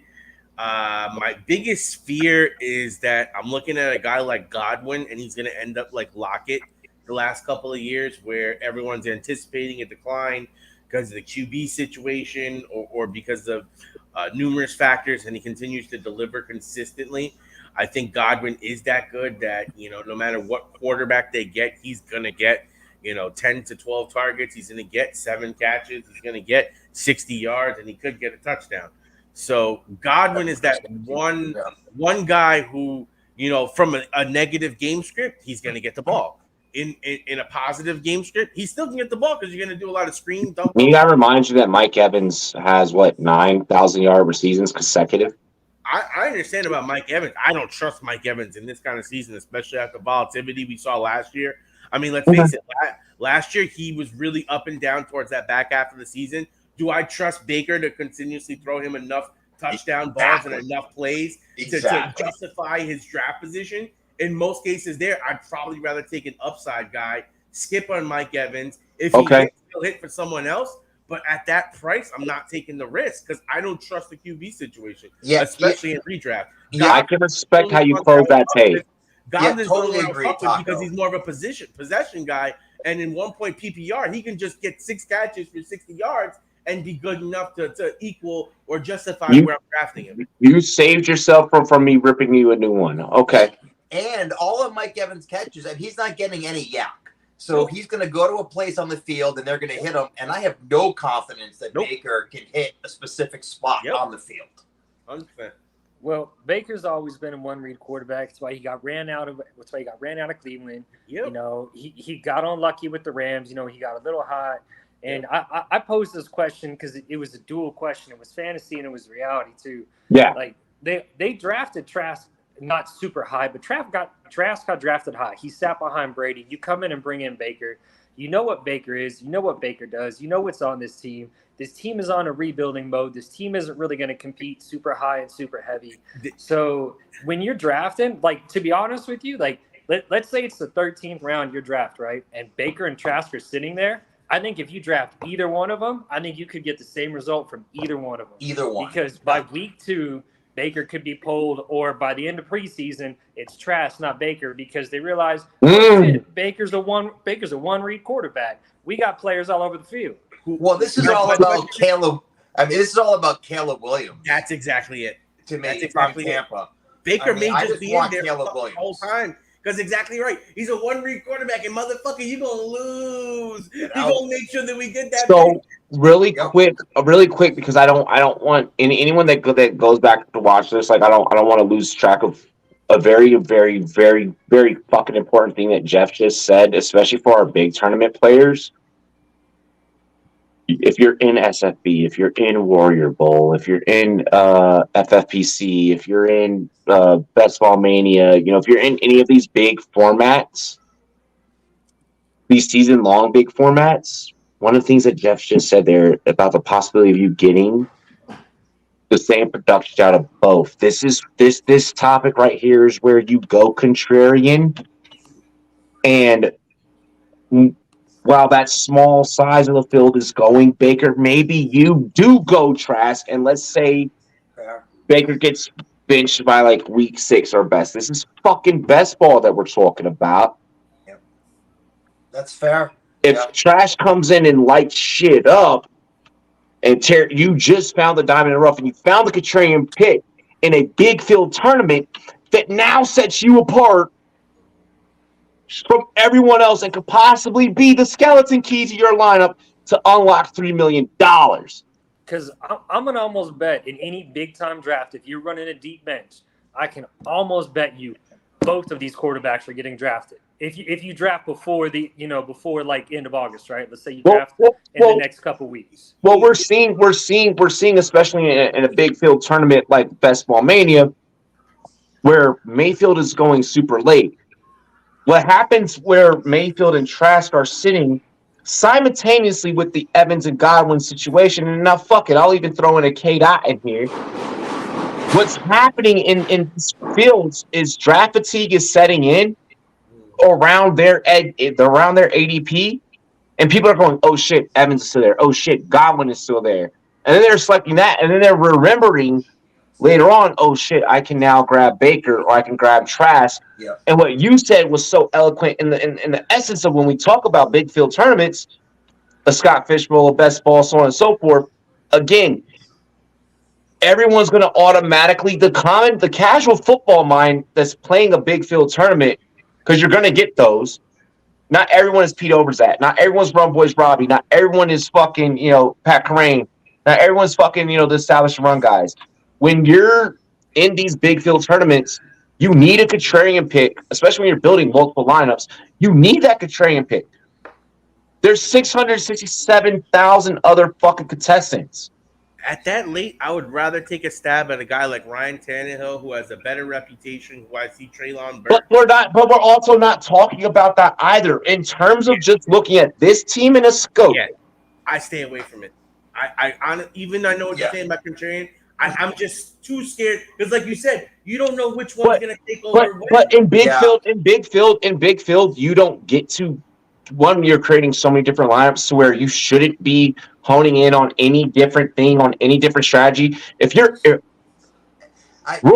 you're fucking playing big field and you're submitting multiple lineups into the same fucking tournament, do not you dare subscribe to one strategy. Oh, I have to go 3 QB every time. Oh, I have to go 7 receiver deep every time. Oh, I have to rely on weak correlation. Oh, every time I got to get a stack. Don't do that. Diversify your fucking portfolio. Think of it. Think of big field tournaments where you get to submit multiple lineups. Think of it like a mutual fund. You can just put multiple things into that one thing to appreciate value. So if I can build on what Taco said, I think I'd rather take a risk somewhere else with different upside. You know what I mean? I just don't think these guys. I'm going to build my quarterback room. I think stable enough that when it comes to who am I going to throw a dart throw at, I don't think it's going to be a quarterback. I think I do something different because I feel like I've got a solid quarterback room already in these drafts. I don't want to be in a spot where I'm hoping Kyle Trask does well. I'm slowly becoming a best ball junkie. Robbie's about to teach you about for me, I had the Kool-Aid last year. I drank the Kool-Aid last year. I'm in. Yeah, exactly. Yeah, I'm so in. I'm so fucking in. For me, I need to have as diverse of a portfolio as possible to give myself the best shot at winning the prize. I'm not going for these two. I need to make sure I preface this. In big field, let's run this shit. We're chasing down $3 million fucking dollars when we talk, underdog best ball. Scott Fishbowl, we're talking, hey, yo, this is your bragging rights. This is your ability to, really advance in the industry and really build some connects and really add something prestigious to your fucking resume. Yeah, if Scott Fishbowl, I may not do it because I need to go out there and I need to win, and I only get to build one of those lineups. And I'm also playing for charity. I'm probably not going to do it. In Best Ball Mania, I'm going to do it because I'm submitting multiple lineups. I need that contrarian pick. Like, I'm not going to tell you to not go and draft in Best Ball. I'm not going to sit here and be like, oh, you're submitting 20 lineups? Don't you dare go and draft Josh Downs. What if he pops off for you? What if Josh Downs will fucking unlock? So in big fields, have an open mind. No, in redraft and Dynasty, you should have already had you some Kyle Trask, and you should probably been waiting on that already. So I don't feel like I need to deliver a Dynasty take. If you're taking Kyle Trask in Dynasty right now in startup, you're a fucking idiot. Yep. Redraft, I'm staying away from both of them. They will not be on a single redraft roster I have. Yeah, I don't know how you go near them. It's tough. I think that you have to look at Tampa Bay, and you have to look at each different style of fantasy. If it's redraft, no. If it's dynasty, you're buying too late on the younger Trask. Yep. If it's best ball, you need to be mixing it the fuck up, and you don't know what's really going to win you season long. Well, you don't really know anything about Tampa in general. Like, there's always one or two teams each year that you just blatantly, like, any player on that team, red flag instantaneously. Like, unless this guy falls like super far, and Tampa is going to be one of those. I don't care if it's running back, tight end, wide receiver, quarterbacks. They're going to have a giant red flag next to him. And maybe somebody's not paying attention and decides they want to take one of these guys early. You're going to catch a guy late. If Baker gets benched like week 6, and then Trask is taking over, and you have Trask on your best ball team, and Trask is lighting shit on fire, you're probably closer to that fucking $3 million than what you may realize. Yeah, but he's also going to have been better than the quarterbacks you drafted because He, you weren't counting on Trask to do anything. but if the scenario plays out, But Yeah. then and if you're a quarterback, and if your other two quarterbacks, let's say you run Goff and you run Josh Allen, and those guys are setting it the fuck up, but then they start going on a decline, and then Trask comes in and he's helping you because he Or provides that Allen offensive hurts his spark. shoulder again. Yeah, exactly. His elbow, Trash comes whatever. in. It's contrarian enough. It's that one contrarian pick that you know for a fucking fact that no one else is thinking in that manner, and you only need one lineup to win you the grand prize. It could be that. Like it's not far fetched to be like Kyle Trask won me fucking $3 million. It's not like when you really think about it. Like it sounds stupid right now in July. Yeah, but you don't know. We all know Pat Kareem. We all know Pat. Well, it sounds dumb Go look because at- it's June. Yeah. Go look at fucking Pat's lineup that won Best Ball Mania last year. You'd be like, what? Yeah, it's very true. So I'm just throwing it out there. Mike, do you have anything that you want to really add on the Tampa thing? Because you didn't really get to add too much. Nope, everything was said. The only thing No. I'll say is the Bucks are going to eventually. I do think Baker is going to hold the job. I've told you and talked with that before. But Yeah. The only thing I will say about Trask is he was a day 2 pick. He was a second round pick. So they're probably going to have to trust in him at some point. Yeah, they're going to give him a shot. Because, you drafted him the last Is he year of the closer second to Mike? Do you feel like it's a Jordan? It could be like a Jordan Love situation Oh, where God, like no. Okay. I just wanted to ask. I just want to fucking ask. So Goddamn. I think it's almost a no-go on Baker, but throw that ticket on Trask. No, the thing is, the reason I like that take. in my opinion, the only reason Love is getting, I'll bring it to something we just talked about. The only reason Love is getting the chance now is the same reason that Taco and Jeff are talking, and I agree, about them in Frisco having to give Lance another chance, and that is because the fact that they spent the capital on him. They traded back into the first round to get Jordan Love. The Packers are always Packers. The Packers have the lowest QB turnover rate over the last 20 years than any fucking. You're not gonna waste a first round talent and not give him a chance. Paxton Lynch proved that you have to give them a chance, and if they suck after their first chance, then they're out. If Jordan Love doesn't do it this year, he's done. Yeah. Oh, he's 100% done. And the Packers, the way they're set up too, like they could be set up pretty well if Jordan Love. Yep. Oh no. And Jordan Love. He'll get it fixed. Yeah, there we go. There it is. Sorry, guys. I got a phone call. But, if Jordan Love does suck, they could easily end up in a position to go out and draft another good quarterback next year. And no harm, no foul. They're just going to look back on it and be like, look, we were stupid. We made a stupid decision. But guess what? I'm a fucking Jets fan. I know all about screwing up first-round picks. Like, you know what I'm saying? Like, and Green Bay did draft. I'm not saying he's great. But they did draft Aiden O'Connell. They did draft Clifford out of Penn State. I mean, he's not great, but he is. They could try to develop him to a backup, is what I'm saying. well, Clifford also came in, and Clifford's, 97 years old at this point? Like, Well, I don't really know how much you're really going to get out of Clifford.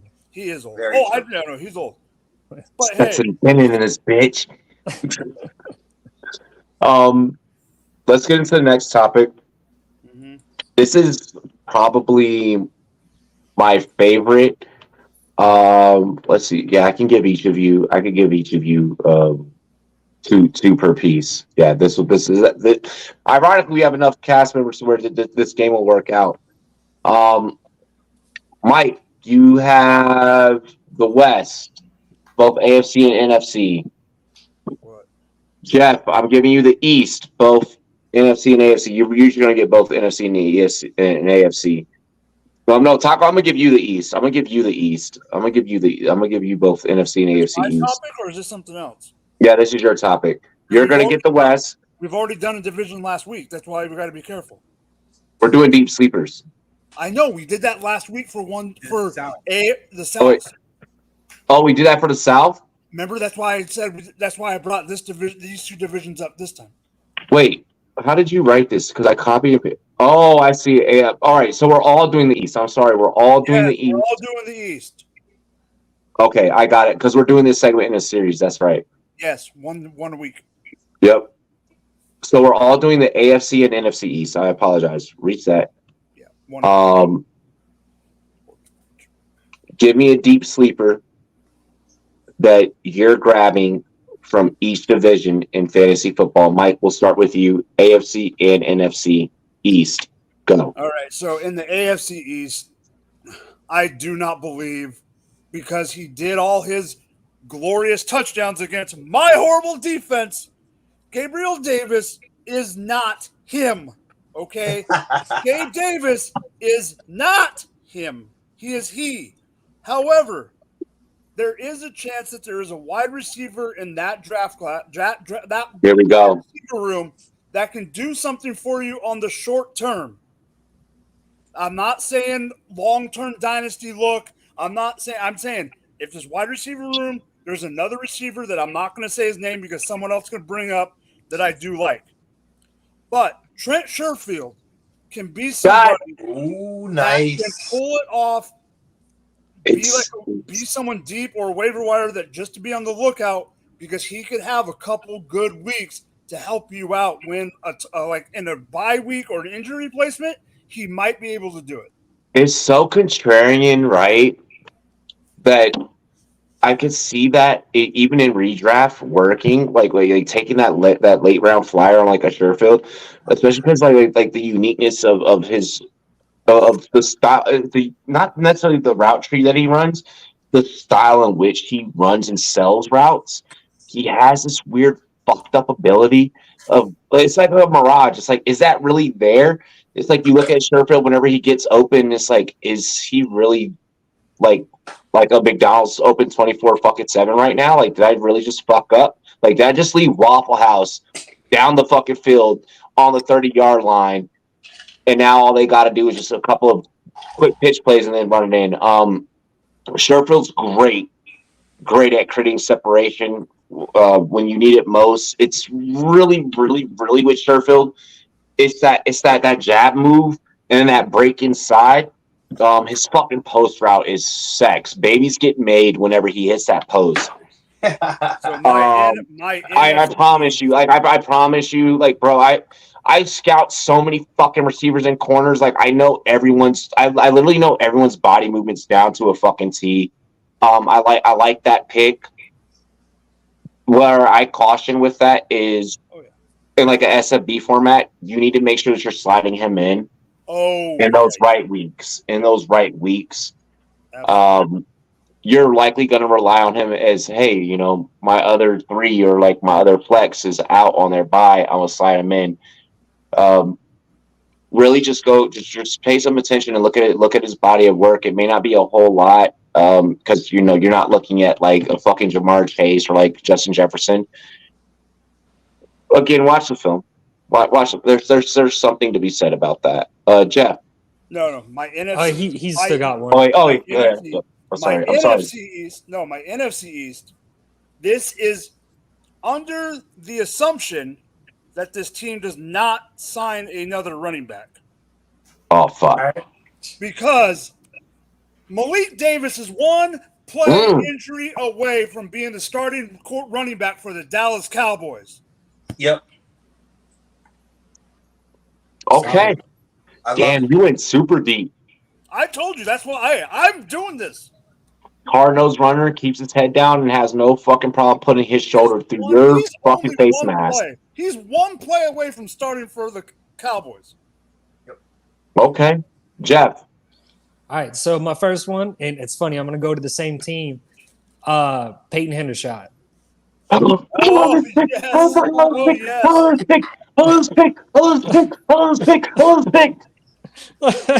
Robbie. Hey, Taco.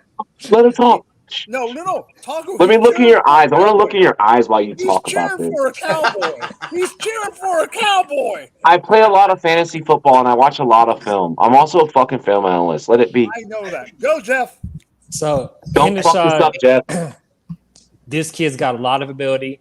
He's got a lot of talent. You're looking at a team that just changed around. You know, they've got Pollard back there. This team is a new team. It's been a little bit adjusted.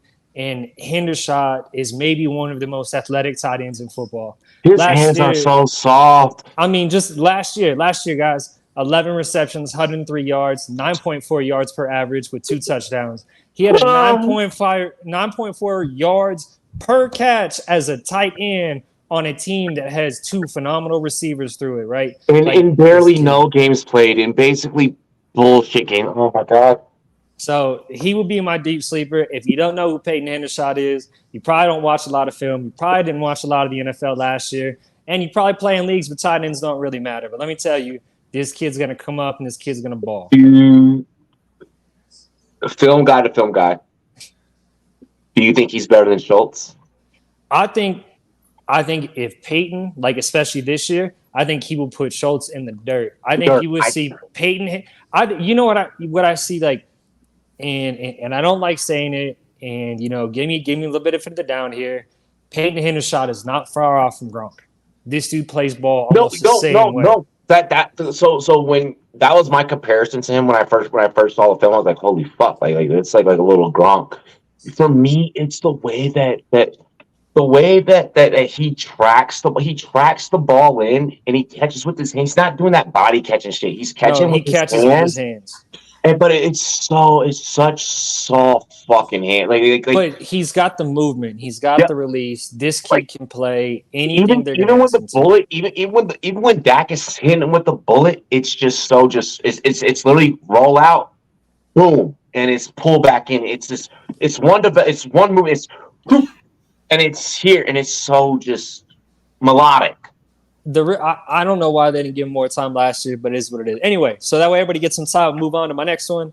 So my next one, give me a little bit of credit here, a little bit of hometown bias, but he's going to be a deep sleeper. If you aren't thinking about Allen Lazard late in drafts, you're making some bad choices. I think that you have to go with Lazard just because of, one, what the ADP is going to do with the ability to stack, 2, that relationship. The relationship is there. The coach is there. And let's also remember, like, yes, we do have Garrett. We have Wilson. Yes, we do. There is not another single jump ball receiver on that entire team. Not a tight end, no other wide receiver. This guy is going to be the only guy in the end zone. Like, when it gets down into the end zone, when we come into the end zone, Allen Lazard is going to be the only guy on the red zone that is a wide receiver who's going to have a legit shot. Because Wilson can do a lot of great things. Don't get me wrong. But he's not a jump ball guy. Lazard, Wilson's not a jump ball guy. And Corey Davis has hops like an elephant. So that ain't happening. And we don't have a big tight end you can go up there and jump it. Allen Lazard is going to fall down in drafts just because there is so many wide receivers on this team. But if you're getting Lazard later and you're looking for a guy to plug and play, like maybe for an injury or a bye week or whatever, like I wouldn't count out Lazard getting 6 touchdowns this year. Like I think that's completely possible for Lazard to get 6 touchdowns this year. And if you plug him in on one of those, 5. I actually had him at 5, so it's funny. So we're right on the money. Like we're pretty close. Yeah. So he's getting overlooked a lot. But yeah, I couldn't agree more. I agree totally with that. That's a great take.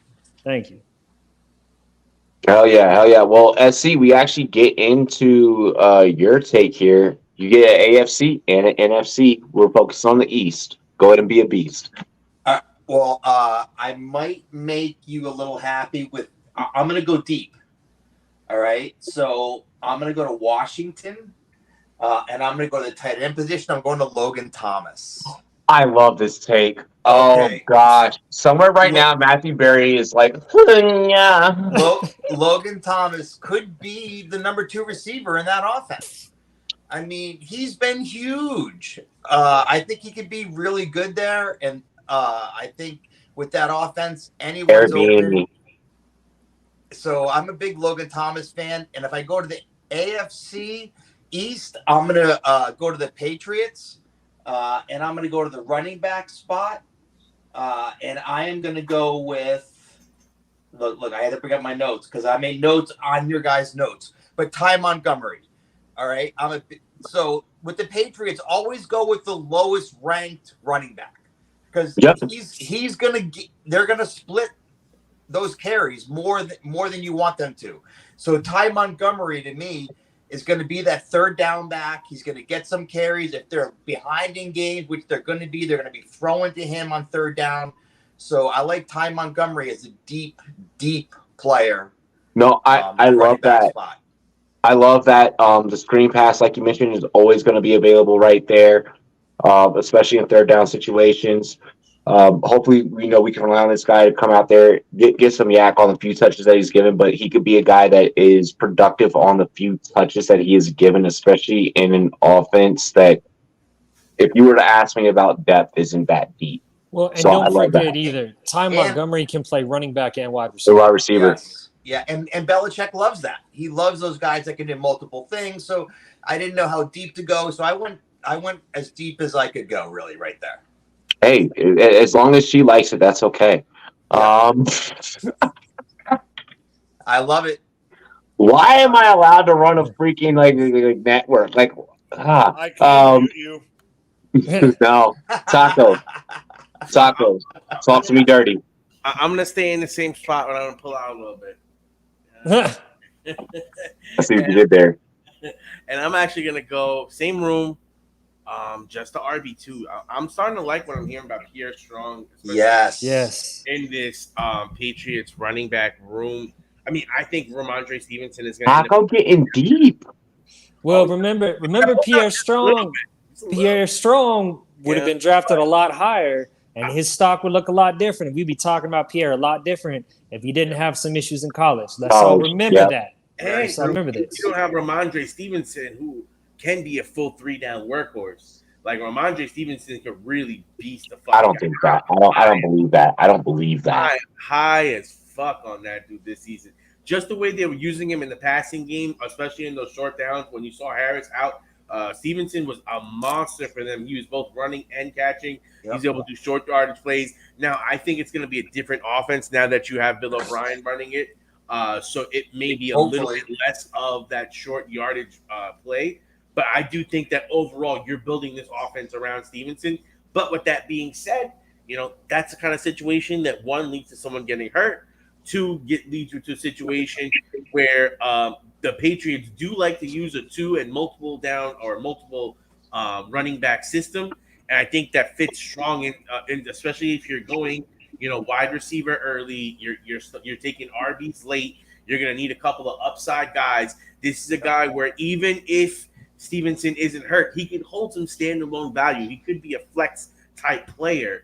And when you think about it, you're probably running a wide receiver in your flex. So when you look at your running back, you're not as worried about having an okay guy there because you're strong everywhere else.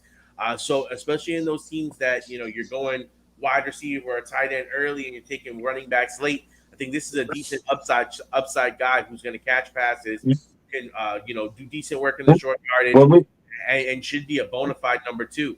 Well, don't forget about, let's all remember, I know it's hard to remember. Let's remember 2 things about Bob over there running over that offense. First of all, Bob always had 2 running backs in Houston. Yep. And we almost always rostered both of them. Let's also talk about Bob when he was in Bama.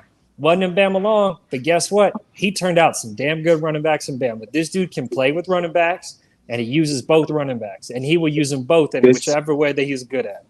Taco, I'll actually give you props on that before we go to the NFC for you. But I'll give you props on that.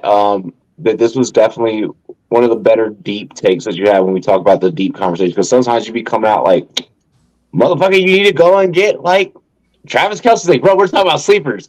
So no, like it's never that serious. It's never that serious. But like he be bringing up like go and get McLaurin. Like that's not a sleeper. There was one time that Taco brought up like a top 12 time. Yeah, that's what it was. Yeah, I was saying Waller was a sleeper relative to his draft value. But that's not what we're talking about. That's not.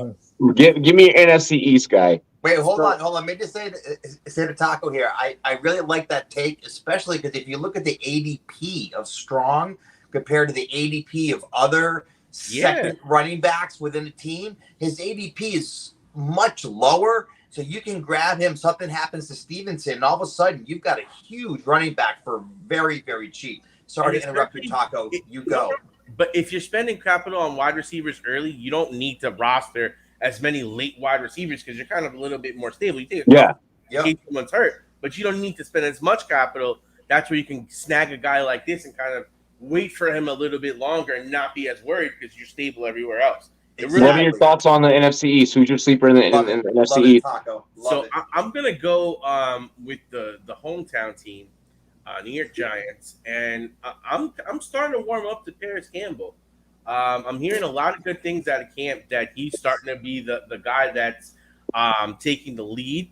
It looks like they're really going to be building some stuff for him. I was originally thinking that Hyatt was going to be the guy, but from what I'm hearing, they're trying to use Campbell as a Debo. They're working on Campbell as to be like a Debo. Yeah. I hear the offensive coordinator and the team seems really happy with him. And he's the guy that as we go deeper into camp and as we get more reports, that I'm really starting to watch and warm up to because for where he's being drafted, I'm assuming he's like at the end. He's even going after guys like he's going super late. And you're talking about contrarian stacks. Like you get a guy like Daniel Jones, who most people are out on, and then you get a guy like Campbell at the fucking real deep end. And next thing you know, you got a little bit of an interesting something with that 17 correlation where they have a good week. And next thing you know, you're pounding out some shit. So I think he might actually, especially in best ball formats, be a guy that you want to take because in most cases, he's going so low that, you know, when he hits, it's a fucking home run. When he doesn't hit, it's like, okay, this is expected. You're like my, 18. My 6 wide receivers. And what's great about Campbell and Bigfield is that you don't have to overbuy on the exposure, kind of what we were talking about before with the trash situation, where it's like you don't have to have massive exposure. Like I'm not expecting you around here with 33.3% exposure. But I like Taco's take there. Campbell, friend of the show, great guy. I actually got to work out with Paris. I got to work out with Paris. Awesome. Paris. Actually, it was Paris, David Montgomery, and myself all in the gym at like fucking 6 a.m. How cool is that? We were all at an NFL event, but it's kind of like you're here, like it's just a normal kind of thing. But I like that. One thing that I want to point out with the Giants as a whole is you can get super contrarian with the Giants as a whole. They do have the ability to be a quote unquote skeleton key. So get decent exposure with those receivers. I think that you can, and their 80, none of their ADP is high. Again, going back to that whole multiple lineup build thing, maybe you have one with, Campbell, maybe you have one with Slayton, so on and so forth. What about the Barkley Jones stack? I mean, that's viable too. But I feel like that's just too obvious for me to explain with a segment like this. But be looking out for these Giants receivers because one of them will be the true one. One of them will be head over heels, and one could be this. I think it's going to be Waller. I do. I feel like Waller's the easiest one. I know. Waller's got to stay on the field. Yeah. Sometimes the obvious answer is the right answer, even when it's obvious. Yeah. For the sake of this segment, I have no problems with late round dart throws on any of those Giants receivers. They're super equitable. Remember, Hodgins also had a lot of rapport with. I love Hodgins. So yes. I love Isaiah Hodgins. And the coaching staff loves him too. Yeah. I'm gonna start off we have about 10-ish minutes left here. We can run as long as we want, but per our sponsors, we have about 10 minutes left here. So I'll make mine quick. In the East, I really want you guys to go and get Jahan Dotson. I don't think that counts as a sleeper, though. I think Jahan Dotson doesn't really count as a sleeper deep pick. Like really? I don't think he's that like. If you see Jahan Dotson in the 12th round, just like everyone else is high. Yo, Robbie, why are you pulling a taco? Okay. His ADP on sleeper right now is 100. His ADP sleeper is 104 overall. You're turning into Taco. You really I'm seeing people. Okay, so you want me to go really, Robbie, he's only the 11th round in a draft. Yeah, That's like okay, hold on. I got you. I picked a backup tight end, and you go and pick Jahan Dotson. I wanted to go, hold on, because I wanted to mention him. I'm gonna be honest. I'm just gonna be completely honest. I wanted to mention him. There's another commander I wouldn't pick. Thomas. No, I have one for you guys. No, I for real. I have one for you guys. There's a commander I picked. Nice way to stall. Who are you gonna say? Wait, who are you gonna say? Diami? Are you gonna say Diami? No, think about it. It's the other tight end, Cole Turner. Cole Turner? That's where I was gonna go next. I like Cole Turner. I like Cole Turner. I like him better on the block, though. I'm not ready for Cole Turner in the passing situation. I need to see it develop within the Bieniemy offense. Because I feel like Bieniemy is going to lean more on Logan Thomas. No, for real though. What I will say. 11th round pick. They're giving you a hard time, man. Wow, what's up? I know it's the first time I've ever done that. It's the first time I've ever done it on my own show. Fuck. What I will say though, for the NFC East, I feel like everyone is like overlooking Quez. I feel like Quez is getting no love. And Quez, you've had his own teammates come out and open up the team full of Batman. Everyone in that locker room is Batman for some reason. Like you have Black Batman, Sexy Batman, Big Body Batman. Everyone in that fucking locker room is Batman. They're a different version of Batman. Quez Watkins is Fast Batman. He's Flash Batman because he's the fastest player on the team. They've done races against each other. You guys can look them up on TikTok and stuff. Quez Watkins has this weird ability to get Devontae Smith type separation without being on the field as much. But he could have some really big home run weeks for you to where, let's be honest, he's gonna produce. I have no problems with Quez Watkins being wide receiver 5 or 6 on my roster. Now, in terms going back to what we said, he's the key to unlocking the Philly 3 wide receiver offense. He's the key to unlocking it. Fuck it, I'll go ahead and say it. I think that Philly can have a big 3 with him. Yeah, he'll unlock it. It's possible. Quez has the ability. The only reason I would say that they couldn't have a big 3 is Jalen Hurts. Quez can't fucking run intermediate routes. Well, it's because Jalen Hurts has the ability to run the ball. It's hard to have a legit running quarterback and 3 legitimate wide receivers at the same time. Like you can't count Quez every single week to put up wide receiver 3 numbers. You can't. It's not happening because Jalen Hurts is going to run the ball by the time Quez gets open.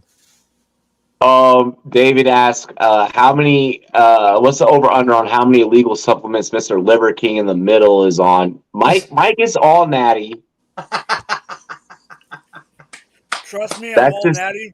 Robbie has seen the gut. There's no liver. Yeah, that's a lot of gut. For the AFC. Oh, this one's tough. I don't want to do it because it's going to sound super biased because this man doesn't drop anything. And his ADP, as he's gotten older, has gotten less and less and less. God, Devontae Parker. Well, and he just got paid. I like it. I like the thing with Devontae Parker's body of work is it's so Jarvis Landry-esque. Like the two mirror each other. Like it's not even fucking funny. Like Devontae Parker won't do anything flashy for you, but he won't drop any passes for you. He's such a Belichick guy. I mean, he's the perfect Belichick player. I would say out of everyone that we talked about, he's probably the safest sleeper you can get because you know Devontae Parker is going to get touches. He's not going to get you yak, though. He's just not going to get you yak. He's not, but he's going to get you touches, and you know he's going to get the ball. He's probably going to get a couple touchdowns. Like, First downs are his shit. He is a safe bet. Now, he's also probably one of the guys out of everyone we talked about who may also have the least amount of ability to see the field for all 18 games or all 17 games. That's fair. Because out of everyone we've talked about, this is the only one who we know damn well has an injury problem. But he'll be on the field for you, though. Like if healthy, he'll be on the field for you. And there's a chance he could still produce you nothing. Hopkins might be out there. But we're not. I just can't that's not applicable to this take right now. I can't imagine those two hooking up. I just can't see it. I don't think Hopkins. I could. Bill O'Brien situations. That's the differentiator to me is that Bill O'Brien is there, and that's when he had some of his best years. There's not a huge market.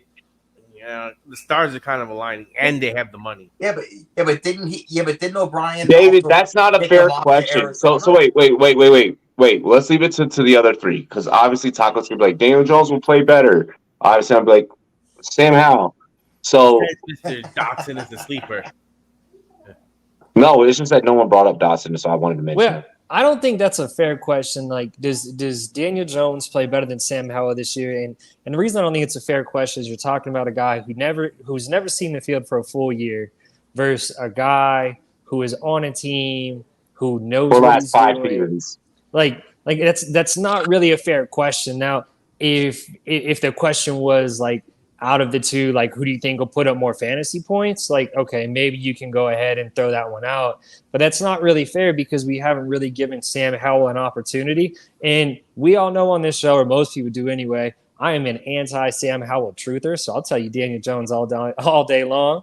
But it's not really a fair question. I'm anti-Duke quarterback. I'm anti-Duke quarterbacks. That's like saying who's going to have a better year, Anthony Richardson or, Kyler Murray. Like, not really a fair question. Like it's hard to put up, guy who's never seen the field versus a guy who's been on the field for a while. And you have to look at what you're being asked to do. In a lot of these instances, the Giants are playing Jones as a game manager, as a get the first down, as a we want to keep the possession of the ball. We need to keep this ball moving. And it's not a fantasy friendly game. So when you look at it, sometimes you're like, man, this guy's not doing much. But he did turn the ball over. He got key plays. He made plays with his legs. He made plays with his arm. He didn't have the most talented wide receiver core. So, to everyone's point, Jones is a little bit better than people give him credit for. I agree. No, everyone's always said that he's like a little bit better than like below average. Like he's a little bit better than average. Everyone's always said that about Jones. If I were to make a case about how, the only case that we can make is, and we haven't seen it yet on display, it's an EB offense now. So is there the ability for Hal to do it? Yes, but we can only speak on ability and potential. We can't speak on anything cold hard facts. Let's get into our last and final topic. This one's a little bit fucked up. Yeah. This one's a little bit fucked up. But I do want to give this its due diligence because I haven't seen anything on the internet that has affected the sports world as much as this in regards to all that's not involving players or it's not involving a sport or a league directly. Mariah Mills?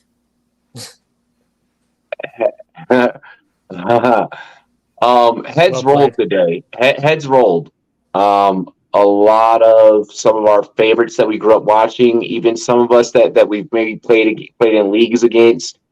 Maybe some of us have worked with and so on and so forth. But like this sports media world is weird because it's like, yeah, we're all in competition to, put out the best content, put out the best, so on. But like we're all very close and like we're there. 6 degrees of separation is a real thing in our career field as sports analysts. Like somehow, some way, everyone knows everyone somehow. Everyone's connected to fucking Matthew Berry somehow. Yeah. Like, so some shit happened today at ESPN. and about 20 big time analysts. Like 20 very prominent. I mean, you're talking almost the entire NBA crew. You're talking almost the Jeff entire Van Sunday foot. You're talking about almost the entire Sunday, Sunday football crew. You're talking about David Pollock, who David Pollock has been a staple for them for a long time. Susie Colbert's not there anymore. There's a couple other people that if you weren't deep into ESPN, you may not know their names, but made a big impact. Max Kellerman's gone. Most people didn't like Max Kellerman anyway, but he is a name. He was a face. He was that Skip, right? He was their new Skip. He was that guy. And it was surprising. And not only do I think it was surprising that a lot of them got fired, I thought it was surprising they all got fired on the same fucking day.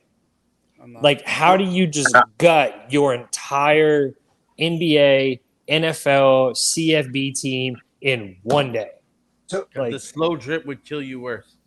And that was that leaky faucet would just lead to mutiny. Well, here's why I don't think it's a big surprise that when it was going to happen, it happened all in one day. Bob Iger, who's the president of Disney, who owns ESPN, the day that he got hired as the job said 7,000 people are losing their jobs. And he did a lot of them instantly. That first quarter, he fired like 120? Like half of the Big Ten writers got fired that day. So I'm not surprised that it happened. I'm surprised some of the names, but I'm not surprised that it happened this big of a. I'm surprised at some of the names. I'm not. Well, I'm curious. What are they going to replace it with?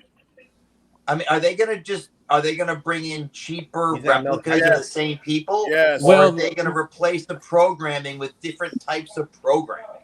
No, they're going to bring in cheaper replicas, and part of it is what they gave Pat. You saw Pat's deal. Pat got a massive deal. And so part of it was they had to trim some of the fat because of Pat's deal. Like, I know this is a fantasy football show. Like, I know this is a fantasy football.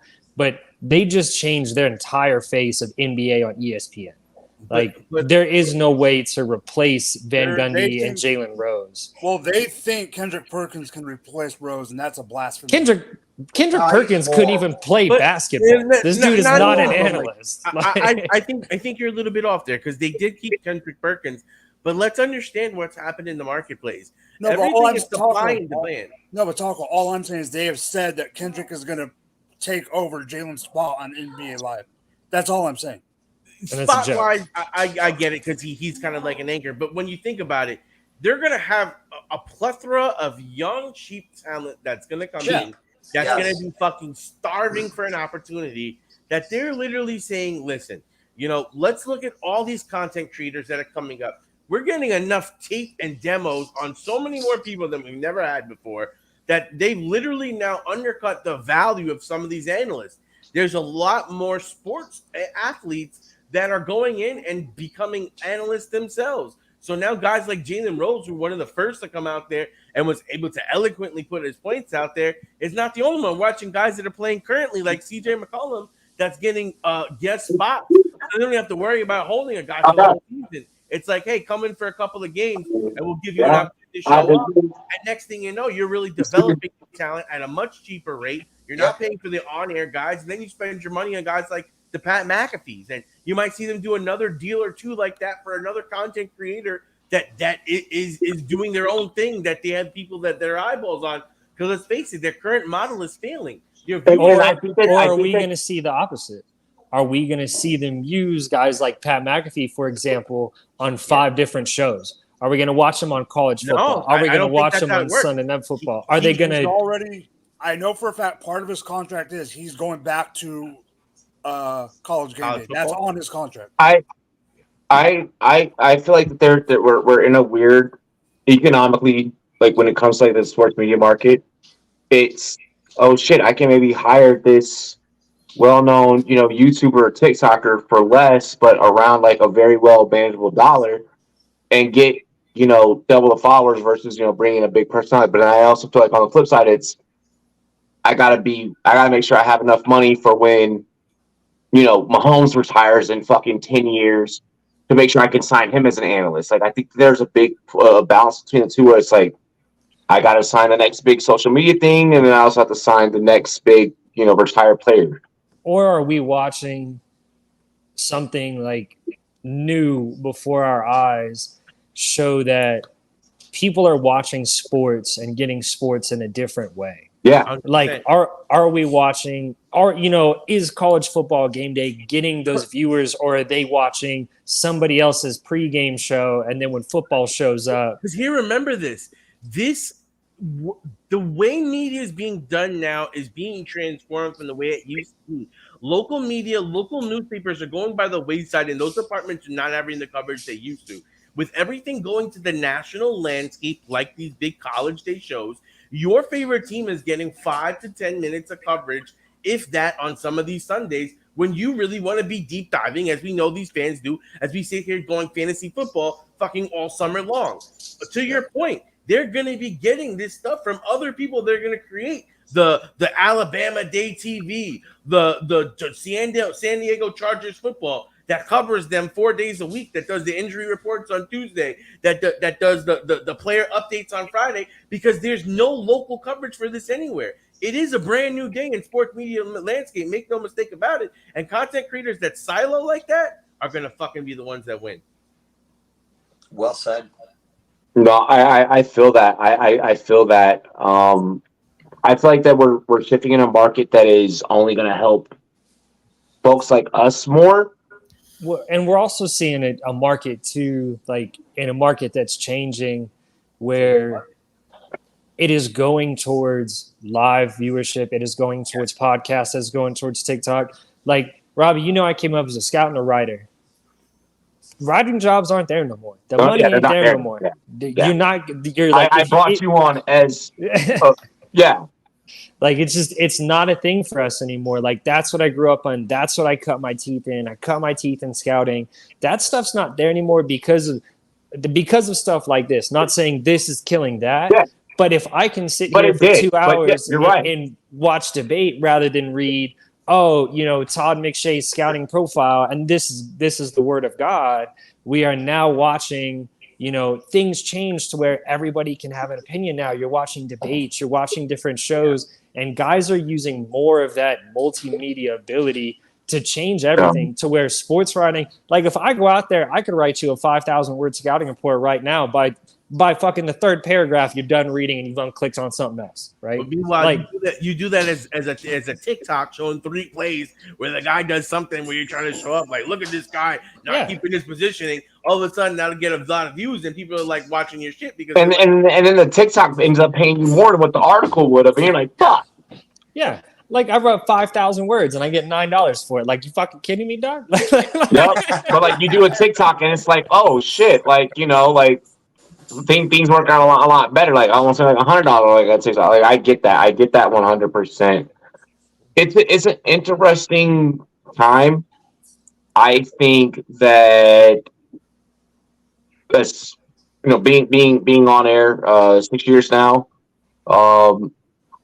I think that the best thing is, kind of look at your different buckets and your different talents, like if you're a writer, like still write, but maybe not put as much into writing. Maybe, start focusing on like the video aspect and, audio aspect of things more, and start finding ways. Like if you're doing video and you're doing audio, maybe still put out an article every once in a while, or like a piece like every once in a while. I don't think that any one thing will go away, but I think that today taught us that you still have to be good or be proficient enough at everything so that should you ever be let go or should, whatever the case, you have enough on your resume to where the next big thing will pick you up. Max Kellerman is going to be picked up. Max Kellerman fucking started off as a boxing analyst, for Christ's sake. He started as a rapper. He was awesome. He did start off as a rapper. Max is going to go to Barstool. Watching the boxing with him. Bro, but he was on the Knicks late night back in the day, so I fucked some Max Kellerman. But one thing I'll say is I don't know how many of you like actually watch like international soccer, like soccer. Mm-hmm. What we're watching happen today, soccer did about 10 years ago, and it's completely changed it. Sky Sports used to run everything for soccer for years. Yes. And now you've got BN, you've got Sky, you've got that weird Saudi shit they're doing. You know, soccer is 10 years ahead of what ESPN has just been pulling off. Men in Blazers started off as a podcast, and now that's like a, you know, it's this massive hit now. You're talking about Jab and Jules, you know, things like that soccer did 10 years ago. We are just now catching up with, and ESPN is just catching up with. Like when you go and you watch, like, you know, international soccer, there are so many media outlets dedicated to one single team that it's only like an hour-long show before the EPL on Saturday mornings now. Like, you know, because nobody cares. They talk about, you know, what happened last week and is there a new signing? And there's some high-end guys on there. And if you watch the World Cup, you watched it there too. Look at all the different analysts that were on the World Cup. No, you're right. Look at how they took over each team, and they went into each team and they deep dove into each team. They spread it completely around. No, Jeff, don't make me wear my soccer official jersey next time. I want you to know I'm a soccer official now, 4 years running. I love it. Awesome. I love that. No, like right now, my best advice is someone that's, you know, been doing it for a hot minute. Be balanced as possible. Don't ever stop networking. And challenge yourself to do new things. Challenge yourself to learn new things. If you've never made a graphic before, download a fucking app and start cutting up graphics. You know, I watched this man. I watched this man literally be like, I'm writing. I'm now doing video. I need to add something else. Like I need to find a way, you know, to keep it moving, to keep it. And then he started making graphics. Now he's one of the dopest fucking graphic designers in the fucking industry. You know, find ways. You know, make a fantasy football clothing line. Fucking. Just explore and do different things. Put yourself out there. Take a risk. You know, these guys and girls that lost that got let go from ESPN, their resumes are built up well enough. Always remember that even if you're just now starting out, always be thinking of, if I were to apply for a job tomorrow and put my resume up against, you know, like a Kendrick Perkins or somebody, what's the best thing that I can do to set myself apart in any minuscule way from that other person? And being multifaceted and being multi-talented is going to be that, because the market is going to now pour more of those bigger names, more of those former athletes, more of those former journalists, more of those, and we're all going to be competing for some of the same prime positions. And it's not that you cannot get them. You just got to try and make yourself set yourself apart from the rest. And it may take time. It may take a year, 2 years, 3 years, 4 or 5. But you have, in the sports industry, it's not like going and getting a regular corporate job. You're talking about really chasing a dream, which means you really got to be focused and you really got to be dedicated and you really literally cannot fucking give up. And like Jeff was saying, the NFL is like 10 years behind, or the USA is about 10 years behind what they're seeing in Europe and soccer. There's going to be more stations popping up. There's going to be more outlets that are coming up. Things are being destroyed, but that means new things will be coming. Don't be surprised if Netflix decides, you know what, we're going to stop all this programming. We're going to have a live division where we're going to be covering this. Amazon and Apple are now in the sports game. They never were before. You have NBC talking about jumping back in the NBA game. If you thought that Brian Gumble is the only sports thing popping on HBO, get ready. There's going to be more. Like, there's going to be more sports content that's going to hit all these different things. They've already talked about it. Barstool's already trying to buy their own TV network. Yep. Yeah, it makes just too much sense. They're with a gambling company. It just makes too much sense. And HBO bought the U.S. men's and women's international competitions. So they're going to be showing it on HBO Max. Yep. And they're going to be showing the lesser games on TNT.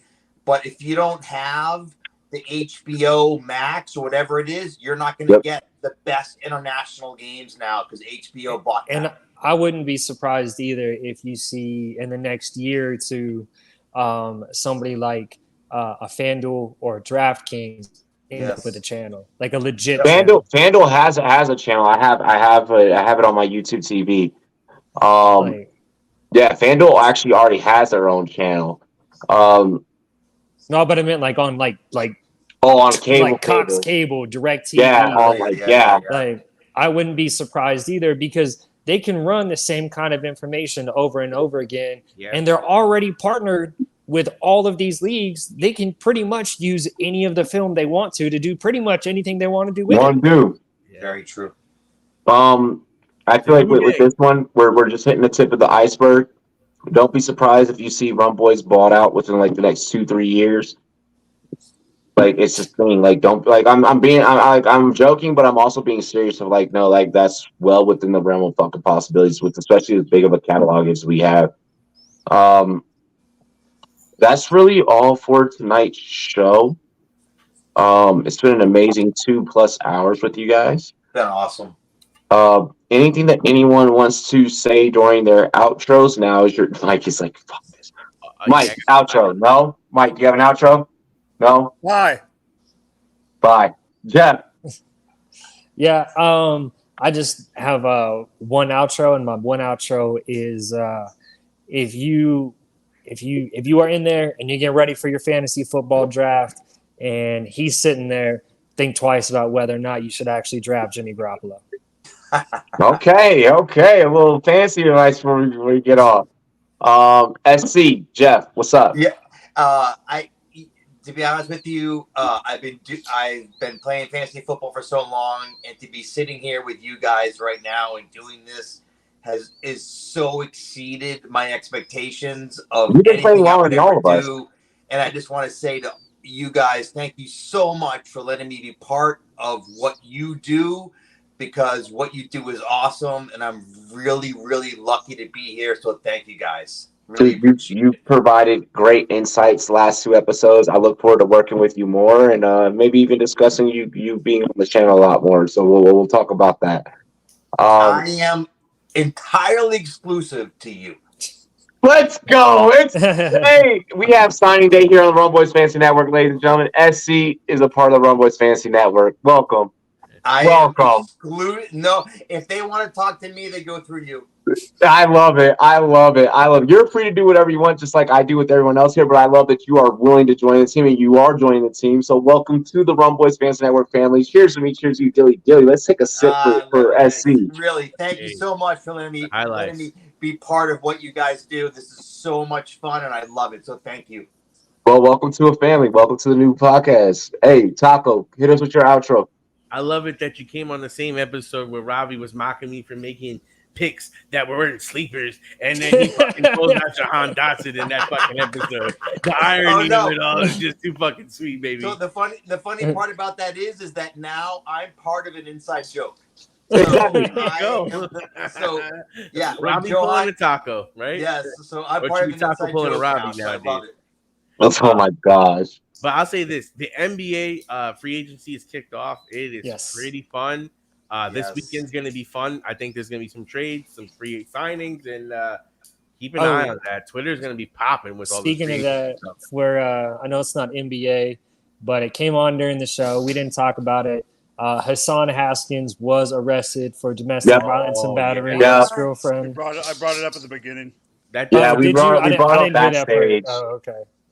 All right. Yeah, I just wanted people to know that, like, in case they missed that little tidbit, and not sure how many of you are running out there and drafting Haskins in the first place, but just nobody should. No. You already know what it be, man. Rumboyz all BBIE. I appreciate anyone and everyone that has taken time to watch, share the content. We're a week away from our very first live draft. I'm excited for Jeff and I are going to be out there. Shout out to the homie Jordan. You guys have seen Jordan. Jordan's going to be out there as well. We're bringing the Rumboyz crew, so we'll get multiple different angles and multiple different videos and pictures and stuff, and we're going to make it into like a vlog, and we're going to release it for you guys. So we have that big event coming up. Excited. If you're in the state of fucking Colorado, July 9th, you have nothing else better to do. You're pulling up your party with the Rumboyz, damn it. In Proper City, 11 a.m. is when we're starting off, but show up, pull up all day. Fantasy Football Expo coming up in August. You guys can catch me there at the Fantasy Football Expo. No, I'm not doing a booth. I feel like for our channel to do like a whole booth and shit is just weird. If you want to see me, you want to fucking Yeah. get a flick for Instagram or some shit, just walk up and I'm at the bar. Exactly. Buy me No, a no, no, beer. Robbie, I'll buy you a Robbie. beer. I'm Exactly. outside. I'm really outside. No, for real. Canton coming up. So you guys have 2 opportunities to party with the Rumboyz. July 9th, Improper City, 11 a.m. in Denver is when we're starting things off, but I'll be there all day. And then Canton Fantasy Football Expo is your second opportunity to party with the Rumboyz Fantasy Network. I'll be there walking around, just showing love and shit. No, I'm not doing the whole booth. Y'all know who I am. Me doing a booth is really fucking weird. Just saying. Yeah, like Jeff's like, no, like that'd be weird for you actually. Like, yeah, no. I know that already. I know that already. Exactly. Yeah, you're like, No. me. I'll meet you at the bar. Exactly. Other than that, catch me at live events. That's where I'll be here for the rest of the summer. Look out for some film analysis dropping. Look out for more YouTube shorts and shit that we're going to be dropping. Cheers to me. Cheers to you, all the Rumboyz and girls. What to do? Like, comment, subscribe. You already know. Let's go.